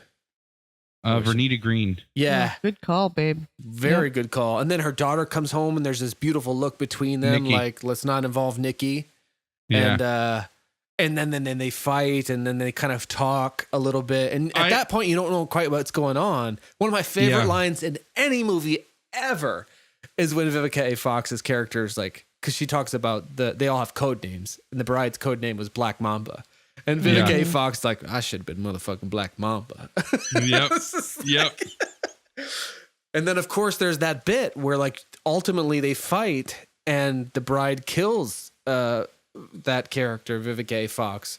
And Nikki, and there's her that child, beautiful is there. overhead shot. Like, yeah. I love that set with that overhead shot that cranes over top. Like when they, love it. And then she says to Nikki, she's like, I know what just happened. I killed your mom. And if someday you still feel raw about it, you find me. And of course, that's the kind of siege for some sort of sequel, which God willing we'll experience in our lifetime. But I hope. I mean, Yes. he flip flops every few years on whether or not he's going to do it. So, what's this? Have thing? the Do actors you- said that they were interested in doing it or that they would want to do it? I would think so, right? I don't know. I Well, it would be new actors, really, in some ways. Like Uma Thurman would probably be Uma Thurman, kind of like Bill was Bill. So like, so Bill was Uma Thurman's tutor. say hi to Twinkie. Hey, Twinkie. Oh, hey, Twinkie. Hey, oh my gosh. Hi, Twinkie. Hi. So ultimately, Bill was the bride's lover and mentor and teacher. Who ultimately, And boss, wasn't he? I guess, boss. Yeah. Who ultimately she seeks vengeance upon as an older man. And so in this instance, Nikki would be seeking vengeance on what would be, when she's grown up, an older bride. Yes. So Uma Thurman would probably be the only like essential returning cast member, but God, that'd be great. I had heard that the rumors were that Sophie was going to inherit Bill's empire. Ooh. And then she was going to take and bankroll Nikki's training, who Elle would train her as a blind sensei, having lost both her eyes. God. And I might be making this up, but I think she was going to use Bud's Sword? Hanzo's sword. Fuck. She didn't die after that? I know, like She they're didn't both eyes. die We after didn't that? see her die, I guess, You right? didn't We see her didn't see her die. die, but you saw her suffer in pain and Yeah. agony. Yeah. I just Another assumed. interesting factoid about Shit. that scene was they had shot that like 3 or 4 different versions of that scene, and she knew she was going to have to shoot one more, so she decided to just like totally overact, just like Oh, really? just go like just hog fucking wild, I guess. Like to the point that they couldn't use the same shot, like, because they shot Uma Thurman's reaction every time. Yeah. They couldn't use the reaction that matched that take because she broke down laughing at how ridiculous that she was acting. Yeah. but that's the one that Quentin Tarantino used in the final cut of the film. Of course it is. Great. That's so So, cool. I think if I can just say one, I think aspect of this that I brought in a different perspective was the only other Tarantino movie I've seen is Pulp Fiction, I believe. Mhm. And it's been a while since we've watched Pulp Fiction. So like you guys talk about this, like knowing it was a Tarantino movie and being able to like tell that from early, like there are so many aspects of the movie that are clear telltale signs that it's a Quentin Tarantino movie. And I didn't get any of those. So I feel like my perspective is a little bit affected so by like you that. weren't watching this like, oh, this is totally a Quentin Tarantino movie, right? No, not at all. Yeah. I mean, and I'm sure some of that comes even in hindsight. Like my repeated view of it now, even this last time, I was like, oh my gosh, and there's another Quentin Tarantino thing. And there's just a lot that but there's a lot of juxtapositions of like stuff you just wouldn't imagine fitting together. One of my favorite scenes and one of my like most awkward scenes, because I think it's just like a little overacted, but that's what it's supposed to be, is the Lucy Liu scene when she takes over the empire of the like Japan underworld. Mm-hmm. And she's talking to all the other bosses, like her lieutenants, essentially. Yeah. And the one like slips and like insults her Chinese American heritage, and she goes over and cuts his fucking his head head off. off? cuts his fucking head off like that. But Honor. I Any love of you that sons of- fucking scene. Is just Got so anything good. else to say? Now's the fucking It's interesting time! too that like the crazy 88s, they essentially Yeah. are dressed like Kato from the Green Hornet. Like, Right. It's interesting. I've never really heard Quentin Tarantino talk about Bruce Lee, and I know he likes a lot of other 70s cinema, but man, dude, from the fucking tracksuit from Game of Death that the bride wears, Yep. to the Fists of Fury nunchuck scene that Crazy 88 scene sort of steals from, to the backyard Japanese garden thing from Fist of Fury. Like there's so much to the Kato of those. Like So you don't get to this without that guy.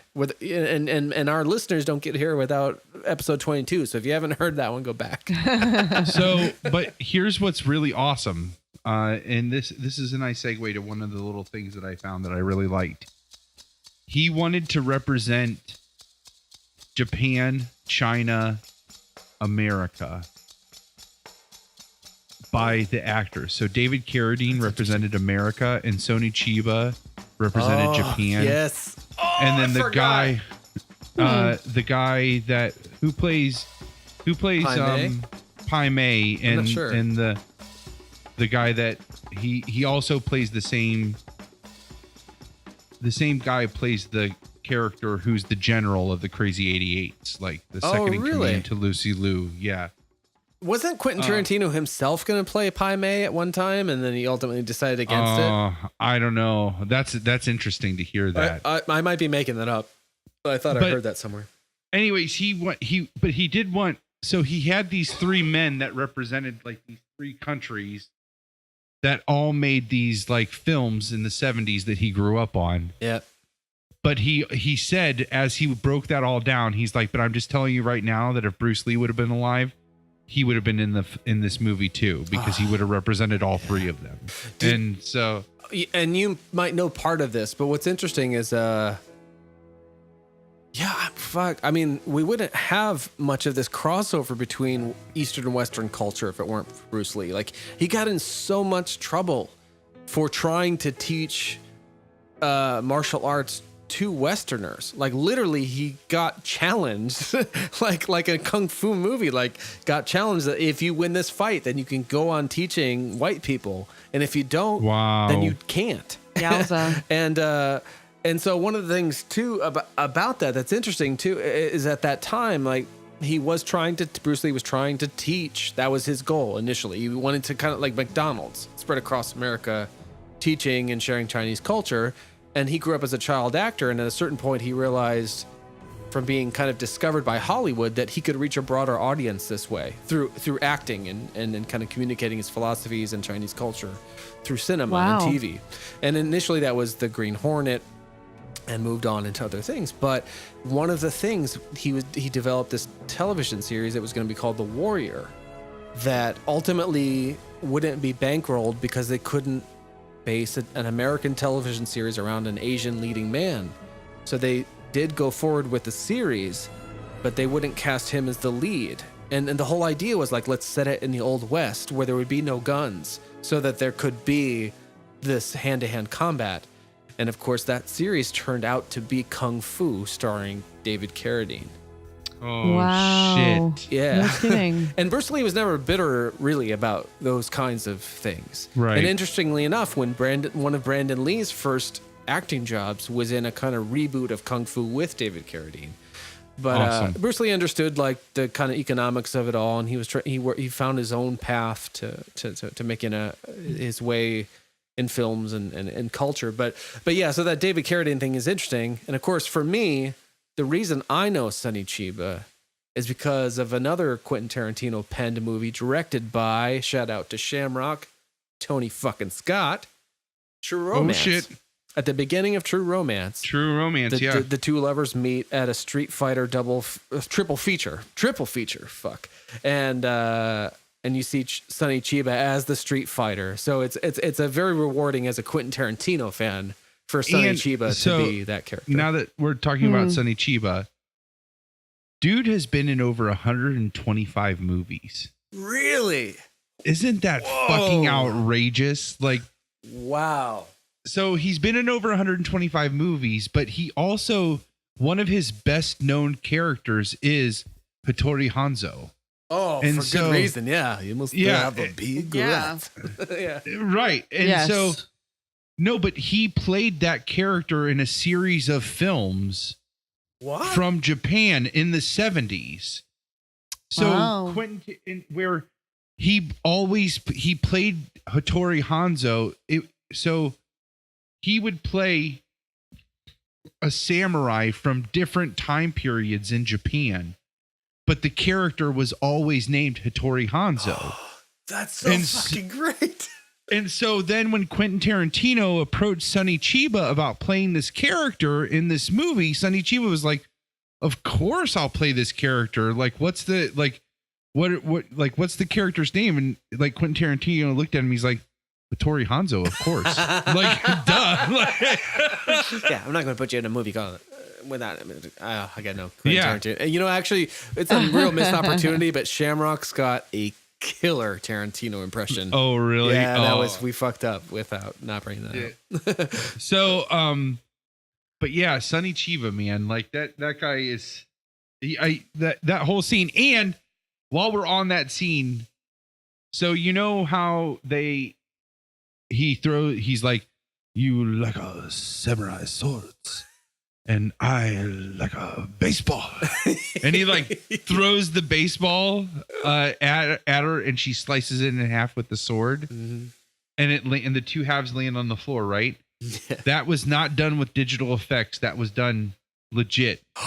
Wow. Whoa. And now listen to this. It wasn't Uma Thurman who did it. It was Zoe fucking Bell. Do you know who Zoe Bell is? Yeah, right, I do. She was in Quentin Tarantino's Half a Grindhouse. Yeah, With Kurt so- Russell. Oh, Yeah, shit. and she has a documentary about her. This woman is an Australian stunt woman Okay. who is a fucking badass. All I mean, right. like in Grindhouse, in like Quentin Tarantino's Half a Grindhouse, her character rides like tied to the roof of a car for real. Like Wow. they do it for fun and then ends up getting in an accident and gets thrown into these bushes and they're like, oh my God, she's dead. We killed her. And then all of a sudden, like you just see her pop up. She's like, hey guys, like she's totally, and that's exactly how, that's how she is in real life. Wow. She has a documentary about her. I need to watch it. It's been recommended to me multiple times. I don't know the name of it. But yeah, Zoe Bell, Fuck yeah. she did that for real.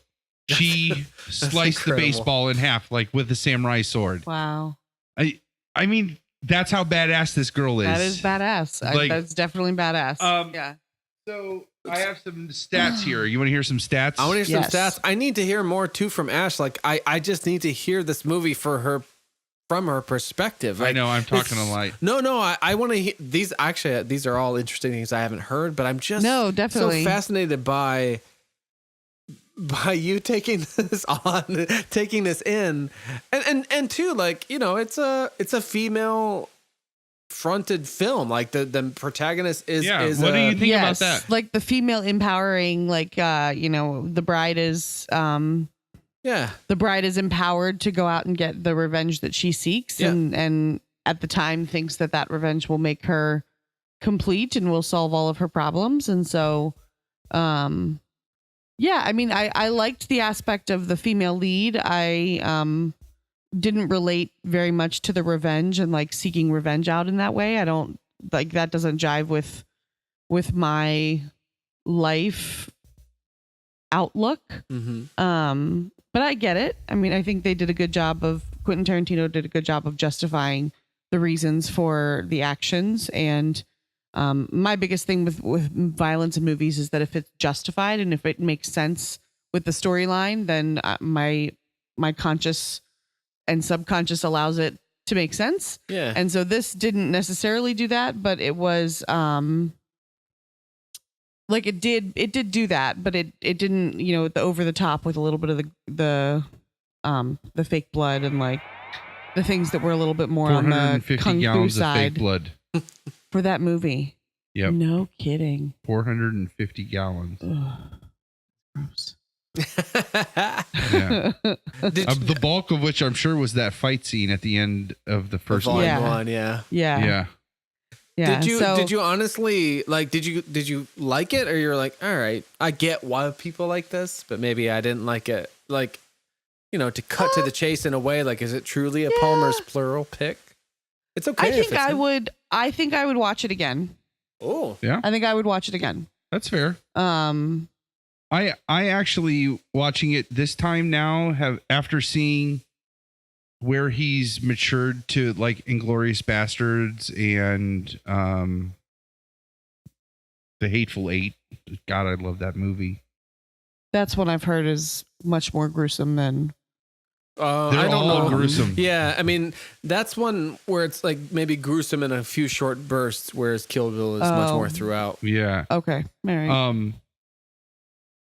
I watching this one after seeing all of those, thinking this is really, I don't know, it just didn't grab me in the same way that it did when the first time I saw it back in, you know, way back in 2003. Oh, you mean it didn't hold up as well as you thought it might? Yeah. I really, yeah, maybe that's a better way of saying it. I don't know. It just didn't, it's still good. It was still great. I still enjoyed watching it. But it just didn't speak to me the same way as it did back, you know, when I first became a fan of it. Yeah. And I That's think that's fair, you know. That happens with movies. You grow out of stuff, you grow into stuff. Yeah. It's interesting the way you just put that, because when I first saw the opening scenes in 2003, I was like, shit, I don't know. Maybe I've outgrown this. Like maybe this is too, Yeah. or vice versa. Like I was too much for me. Whereas now I can kind of brace myself for some of those extreme moments. And in some ways, might appreciate it more. I think actually.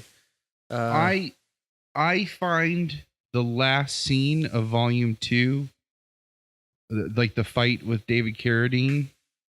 Yeah, fight. If you could call it that, really, right? They're sitting I down find and they're that talking. way more violent Yeah. than the last fight of with the Crazy 88. Yeah. Yeah. Because the fight with the Crazy 88s, that stuff is with the blood fountains and like the perfect choreography and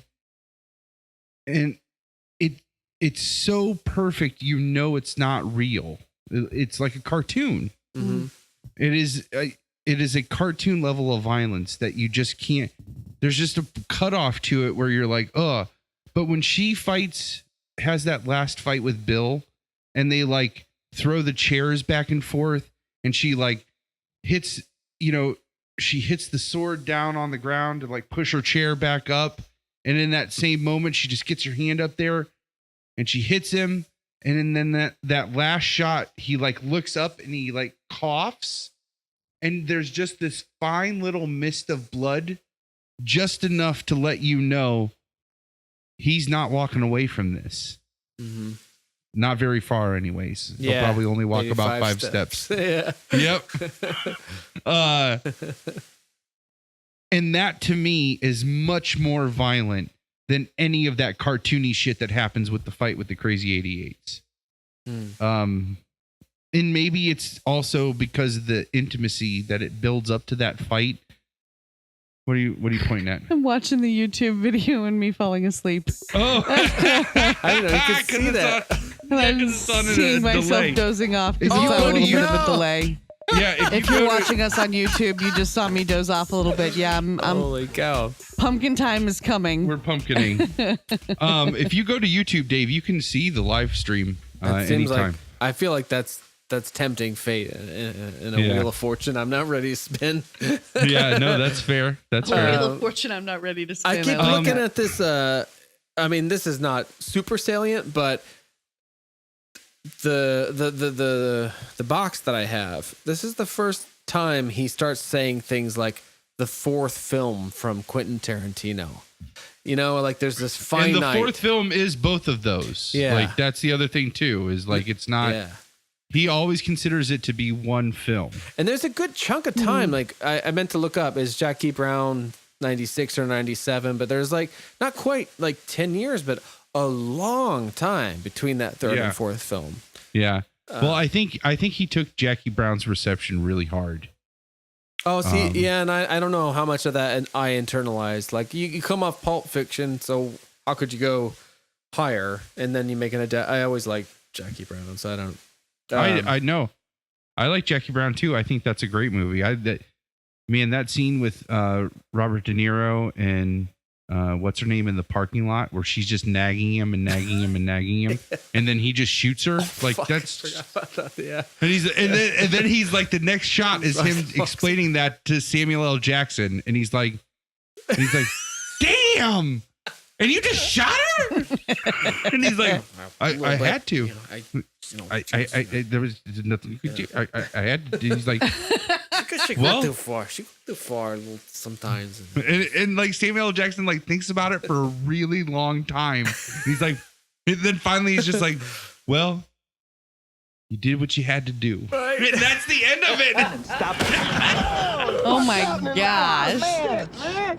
Oh man, I shot Marvin in the face. Why the fuck you do that? I didn't mean what if we I know it's getting late there and we kind of delayed this and stuff, but what if we applied some of the book club idea of those 3 principles to this overall film, to the 3 of us, to kind of move through, because it's a big movie. A lot of things happen. A lot of different styles are represented. It's outside of Ash's wheelhouse, though she seemed to tolerate it. Yeah. Which I'd like to hear more. And I think it's easier to think of it as one big movie rather than separating it into 2. I mean, I do agree that there were definite differences between the first and the second, but the story for me was very fluid. Oh no, the story was very fluid. And man, I got to touch on too, like there's a couple things, like, so well, first off, the guy that plays Pai Mei and then the leader of the Crazy 88s, that's babe, how would you pronounce that? Chia Hui Liu. Yeah. Whoa. Very Chai well Hui done. Liu. Thank you. Chinese actor. And then there's Sonny Chiba, who's the Japanese actor. David Carradine's the American, the Western martial artist. So, but there's one guy in here that deserves just a little bit of recognition too. Let me find him in here so I get his name right. He just recently passed away. Michael Parks. Yeah, I was sad to hear that. Quentin Tarantino. What was his character? He played 2 characters, if I'm not he played mistaken, 2 in this movie. And probably the best character in the whole shebang. Yeah, the Wow. whole bloody ordeal. What is it? The whole The whole bloody affair. The whole bloody affair. Yeah. He plays Bill's surrogate father, Yeah. who's the last Oh, yeah. person that she sees. The one who says that He's- Bill was brave for shooting her. He would have just cut her or something like that. And then Oh yeah. Yeah, that's how he knew that he loved her. yeah. Was because he shot her. And then she says, well, if you care about Bill so much, why are you telling me where he's at? And he's like, because it's what he would want me to do. Yeah. And you're just like, so that guy, Michael Parks, is that his name, right? Yep. So they were doing a read through of the script, and the guy that they had that had been cast to play that character was stuck in traffic. And Quentin Tarantino, so Michael Parks was already there to read for the sheriff, which is the other character that he played. Sure. Which is that the same sheriff he plays in From Dusk Till Dawn? I think Yes, it might it be. is. Yeah. It is Yeah. 100%. Actually, Kevin Smith on Instagram, I think, did a tribute to Mike, like a shout out to I Michael should Parks check that when he out. passed I know away. he loved him a lot. Yeah. It's really good. But he actually says my condolences also go out to Quentin Tarantino, who was Michael Parks' biggest fan. And Yeah. Tarantino used to have when that guy was a forgotten kind of actor of the 70s, Tarantino had VHS compilations of his favorite Michael Parks scenes. And then he eventually put him in all these movies. And then so Yeah, did Kevin and- Smith. Yeah. And then Kevin Smith ultimately did, and he was considered to be like an actor's actor and like a brilliant character actor, right? Yeah, he really was And so- a singular talent. Like, there's not a Michael Parks. I mean, there is a Michael Parks type, like there is a Christopher Walken, but you can only Right. go to one guy to get that. You know, Right. Yeah.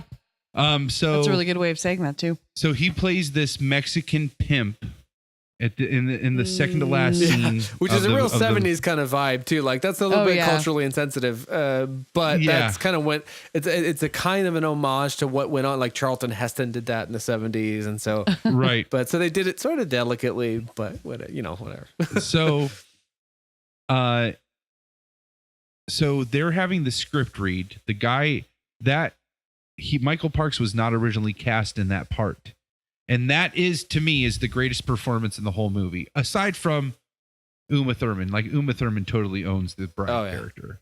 The kid's good too. Like her daughter is very natural and lovely. Yeah, that's true too. Yes. And Michael Carradine. Madsen. A lot of people are good, but I know a lot what of you people mean. are good. But this guy is just, like, this scene just fucking stands out in the whole movie. So, but he wasn't the person that was originally cast for that part. They go to do the script read. The dude that was cast to play that character was stuck in traffic. And so Quentin Tarantino went to Michael Parks and said, listen, you're already reading for the sheriff. Do you mind if the dude's not here yet? Can you just read for this part? And Michael Parks is like, yeah, no problem. So in that time, from Quentin Tarantino saying that to them ultimately getting to that scene, Michael Parks created that character and read it so well that Quentin Tarantino called the dude that was stuck in traffic and was like, we recast your part. I'm so Never sorry. mind.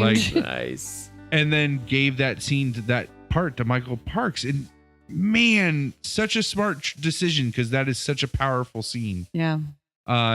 It's like she's at the peak of her power, and this man is 80 years old and has been in power for that entire time, essentially. 80. Oh man, he looks as good Yeah. for 80 as Ernie Hudson does for 71. Well, that's his character's supposed to be in his 80s. Yeah. And so I'm sure I know Michael Right, Parks right, is yeah. in his 80s, But but, still, like his like, character yeah. is, yeah. We're But, like, 900 years old. You rich look as good. You will not. Now put me down. Yeah.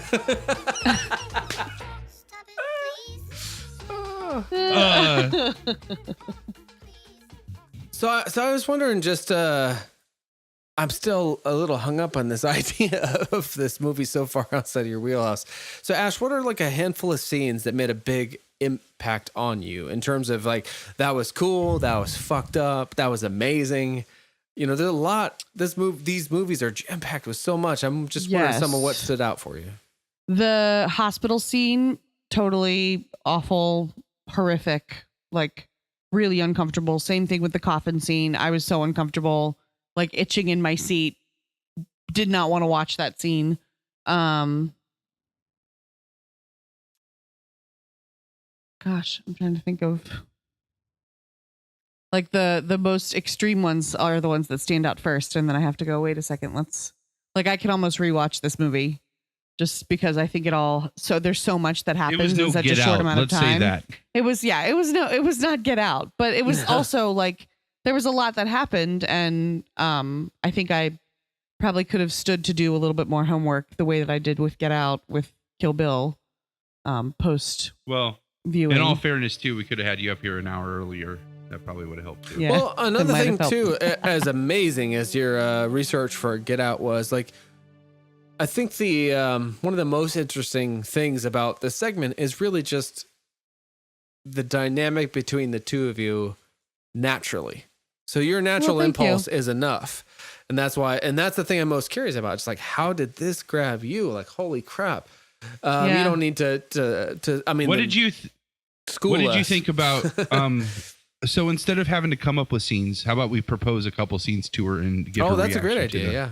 All right. Yeah, that works. Crack so, Aquafina. what about the Pai Mei sequence where when she's being trained by Pai Mei? That to me is that whole segment is almost as hard to watch as her being buried alive, which is funny is because they both happen at the same time. Yeah, that's I still can't remember what the big toe thing is, but definitely when she's buried alive. Another thing too, man, you do not get this without Bruce Lee, that what she's doing is the 1-inch punch. And I can kind of do this. I can knock a guy a few feet back from that point just because I studied it so much as a kid. You can hold a phone book. I'll do it sometime. but yeah, where you twitch your whole body, but basically you don't move more than an inch. And that's what she does though, but she does it repeatedly. Till her knuckles are bloody, that's and she really punches hard. through that motherfucker. And the sound, the noises that they included there, like you could hear her skin like mashing against the wood, and that was a little. Yeah. That was a little gruesome. I'm not. And how about Pai fucking Mei, where he does it twice? He puts his whole fucking fist through that. Oh yeah, that big giant plank. Yeah, and he's just like, I love it where he's like, since that's my arm now, I need it to be strong. Like I want it to be strong. Yeah, and wants to put her to this work. So what was your reaction to that? Like how? That to me was the empowering, like that was her getting her gumption and like building up her strength to be able to go. Like it was in a very different way, like that transition in the movie Enough with Jennifer Lopez, where they like, I mean, okay, so this is very loose association. So let's I got it. Don't get crazy. I love it. This is the perfect place for a loose association. That's what she said. Very loose association. But like there's a period in that movie too where Jennifer Lopez is like, no, I'm not gonna let myself be abused anymore, and she like strengthens up and like goes out and kicks major ass, and it's pretty awesome. Yeah. And Uma Thurman goes through that same kind of transition period where she's like, no, F this. If I'm gonna go out and get this whole shit settled, I'm gonna take care of it on my terms and in my way, and I'm gonna make sure that I'm strong enough to fight back. And so that's what she does. And so that training sequence and that for me was like, well, yeah, that makes sense. Like now is her time to rise and kick ass and like prove what, stand up for what she believes in. And so I like that scene. I like that sequence. What do you guys think I never really thought about this, so sorry if you don't have an answer because I don't. But why did Bill take her to Pai Mei? Like why? Because at that point she didn't have a vendetta or anything. Like what? What's the? I think he sent all the Deadly Viper assassins to Pai Mei to get trained. The Fox Force 5. Okay. Wait, so she wasn't when she was training with Pai Mei. It wasn't training for her to go out and get revenge against Bill. No, Bill dropped her off there. Bill dropped her off. Remember, that's how it started because Bill went up and like came back down. He's all beat to piss. Yeah, and then he he's gives her a bag Pai and Mei will heads her up train the you, hill. which means like Pai Mei kicked his ass. Yeah. To get him like he obviously made him fight him to Right. agree to like Yeah, it's train like her. it's like her, the Bruce yeah. Lee thing, probably. Oh, it's like I if was you totally can beat me, mixing then that I'll train your blonde girl. But if you can't beat me, then I won't. And maybe Right. Bill did, or I don't know. Jeez. or maybe he still decided to like train him or train her or whatever. But that's when he comes down and he says like he hates Westerners, Yeah. despises Caucasians, and absolutely loathes women. Right. And she's all three. But I think the justification to that, and there's two things that you have to kind of go with then. That all of the Deadly Viper assassins went to Pai Mei is L then, and this is the second part of my question then. So what impact did that have on you when you find out Pai Mei's fate? When L is fighting the bride, Ugh. and you find out what L did to him. He's like, "That's right, I killed your teacher." Yeah. And then Yeah, for those who've seen Fist of Fury, you know what happens if you kill a motherfucker's teacher. So why did you kill my teacher then? Why? Why did you kill my teacher? Sorry, that's for If Moto. you knew how many times that happened last week, it was awesome. It's intense. Like you don't do that, and then I'll Yeah. find out why you Yeah. don't kill the bitch's teacher. Well, throughout the story, I became emotionally attached to Uma Thurman and to her character and to her character's situation. So by the time Elle says that she killed Pai Mei, I'm right there with Uma Thurman, and like was not expecting her to do what she did, but I felt like it was a reaction that wasn't that out of It also means that L was the last Line, of the Deadly Viper yeah. assassination squad to be recruited. why do you say that? Because she killed Pai Mei, so none of the rest of them. no would have one been else able would have to been be- able to be Oh, trained. right. Yes. You know, Yeah, it's, that's it's true. funny That's to true. imagine like what's Michael Madsen's character? Bud. Bud. Can you imagine Bud there? You know what I mean? Like that's a movie I want to see. I couldn't imagine Bud wielding the katana, like the Hattori Hanzo katana. That the idea that totally blows my mind, but I think that's the whole point of Bud's character is he let the life get to him so much that He's Fat Elvis. He's yeah. Yeah. And well, I mean, and it's all summed up in his speech where he's like, "We deserve to die for what we Yeah. did. You're right. Like, yeah. She deserves her revenge," and that's a lifetime of being Bill's brother, which means basically he probably, for the bulk of that life, just did whatever Bill asked him to. Which a involved lot of that was probably killing, bad. as Bill says, like killing human being, including killing human beings. Yeah. Yep, Bad and doing bad stuff, and he just got to a point where he would rather clean out. That's why we see him in a strip club plunging a fucking toilet after a stripper plugged it up with shit, is because he would rather do that than live that life anymore. Yeah, that's interesting. That's what like with the that squad as they disperse. You know, the gay fox, she basically as a kid is trying to live like in suburban A normal life. and the bride tried to escape to like work at a record store and have a kid with Johnny Smith, you know, in Everyman, and Bud retreated into, you know, drinking pina coladas and working at a strip club, and Elle was still right there with him, I guess, but And you can't get Lucy out. Liu, like she went. Oh, she went to lead she's the like Yakuza, like right? She's in charge, right? The queen of the Japanese underworld. So, but put there by Bill, that's the piece that you have to come back to. Like, Bill is still over her, you know, like he helped get her into that position. So he has a connection to that power. It's not power he directly wants. Right. It's almost like the Deadly Viper assassination squad was supposed to end up being. I'm probably not saying that right. Is that what they were called? I think that sounds right. I want to call them the Fox Force 5, which obviously they're not. But that's a from Pulp fan Fiction. theory. That is actually a fan theory that Kill Bill is the pilot that Uma Thurman shot. Oh my god. That's a fan theory, a leading fan theory. Hashtag So do you remember? ketchup. That's great. Do you remember in Pulp Fiction when John Travolta takes Uma Thurman out? He's like, Do you want to hear and my she- Fox Force 5 and- joke? I can't wait. Samuel L. Jackson, he's like, I don't know anything about her. He's like, well, apparently she's an actress. She was on a pilot. What's a pilot? And, you know those shows they put on television? I don't watch TV. Yes, but you do know that there is this invention called television, and on this invention, people watch shows.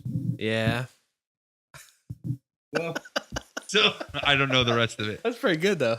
I was gonna just sit here and let this keep rolling. Like, how long can these two? So basically, Mia Wallace was an actress who shot one pilot called Fox Force 5, which was about a group of female assassins.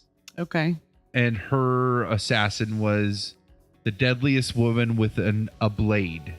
Like the deadliest woman in the world with a blade. Sure, that's where this came from. Of course it did. Yeah, right? And it's like the Deadly Viper Assassination Squad, and there's 5 of them, and she's the deadliest woman in the world with a blade, and like, I should have been So- fucking like Mamba.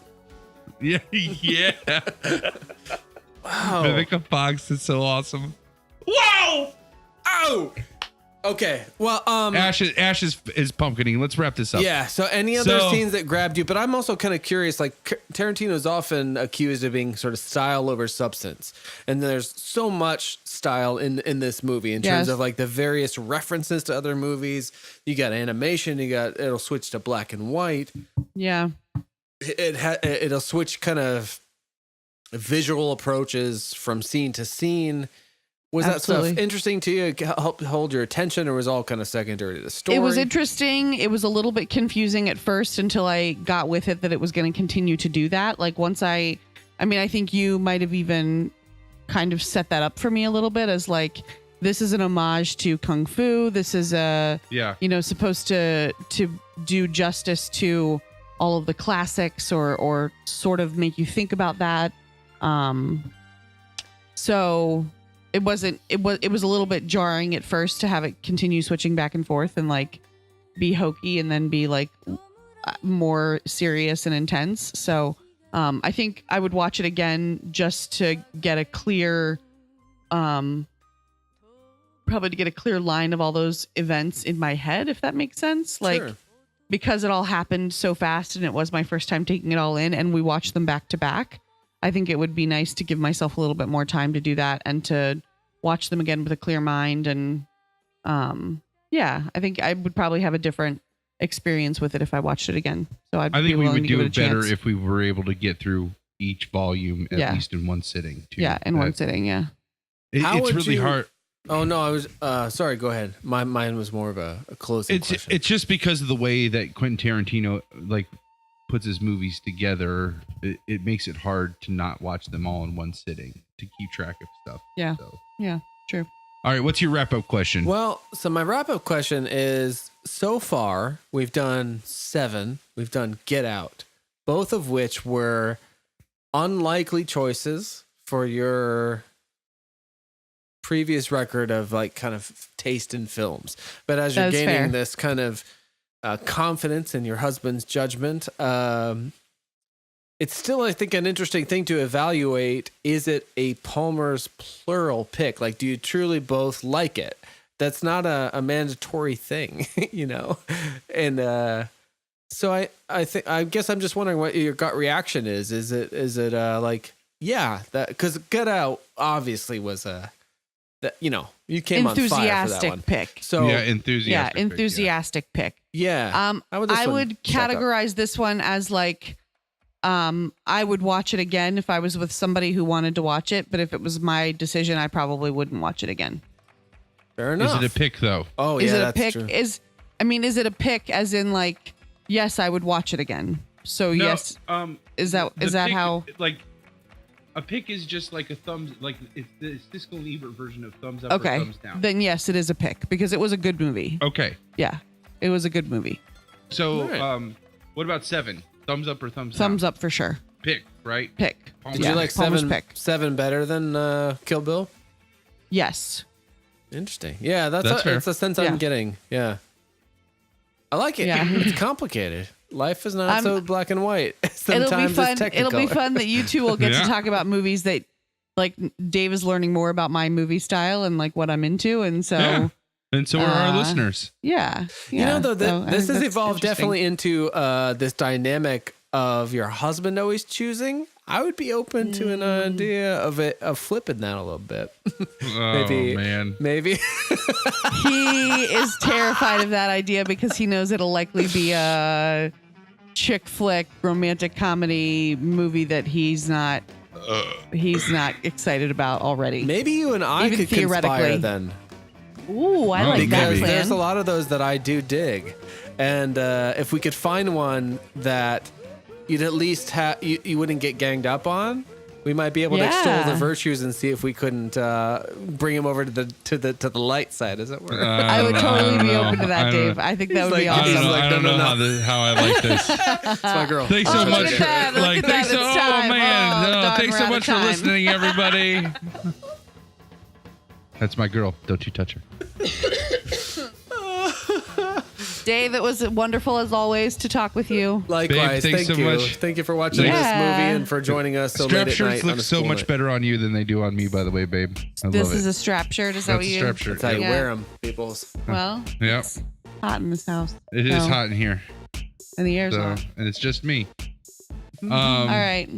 So Have a lovely evening. Thanks for joining us, babe. I appreciate it. Absolutely. Dave, thanks so much. Thank you, sir. Let's put some let's give another shout out to our sponsors. Oh, hell We'll yeah. throw those bumpers on there real quick. Hey, Palmer here. Dave and I are so excited to be doing this Long Walk Short Drink Book Club reading of The Dead Zone by Stephen King. Materials for this project were provided by the site bookrags.com. With over 6,000 study guides available on their website, bookrags.com has everything you need to study and ace your lit classes. Enter the promo code PODCAST to get 15% off your subscription. Thanks so much to the great people over at bookrags.com for helping to make this book club possible. So keep listening and keep reading. Have a good one.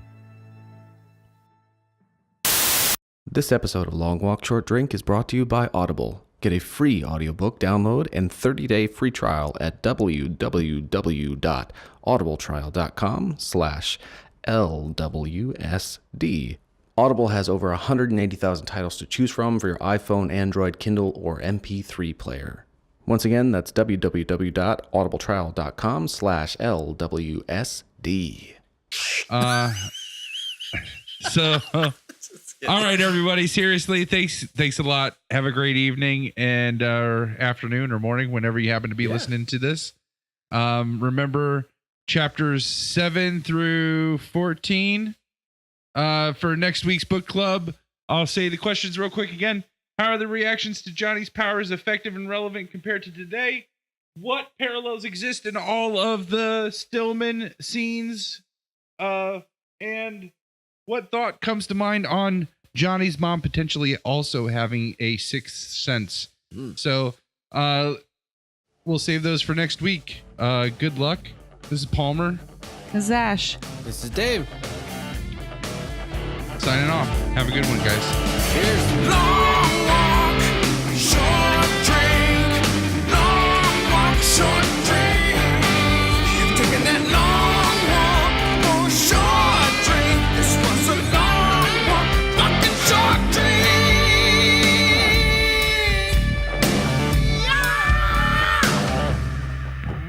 We'll get there eventually.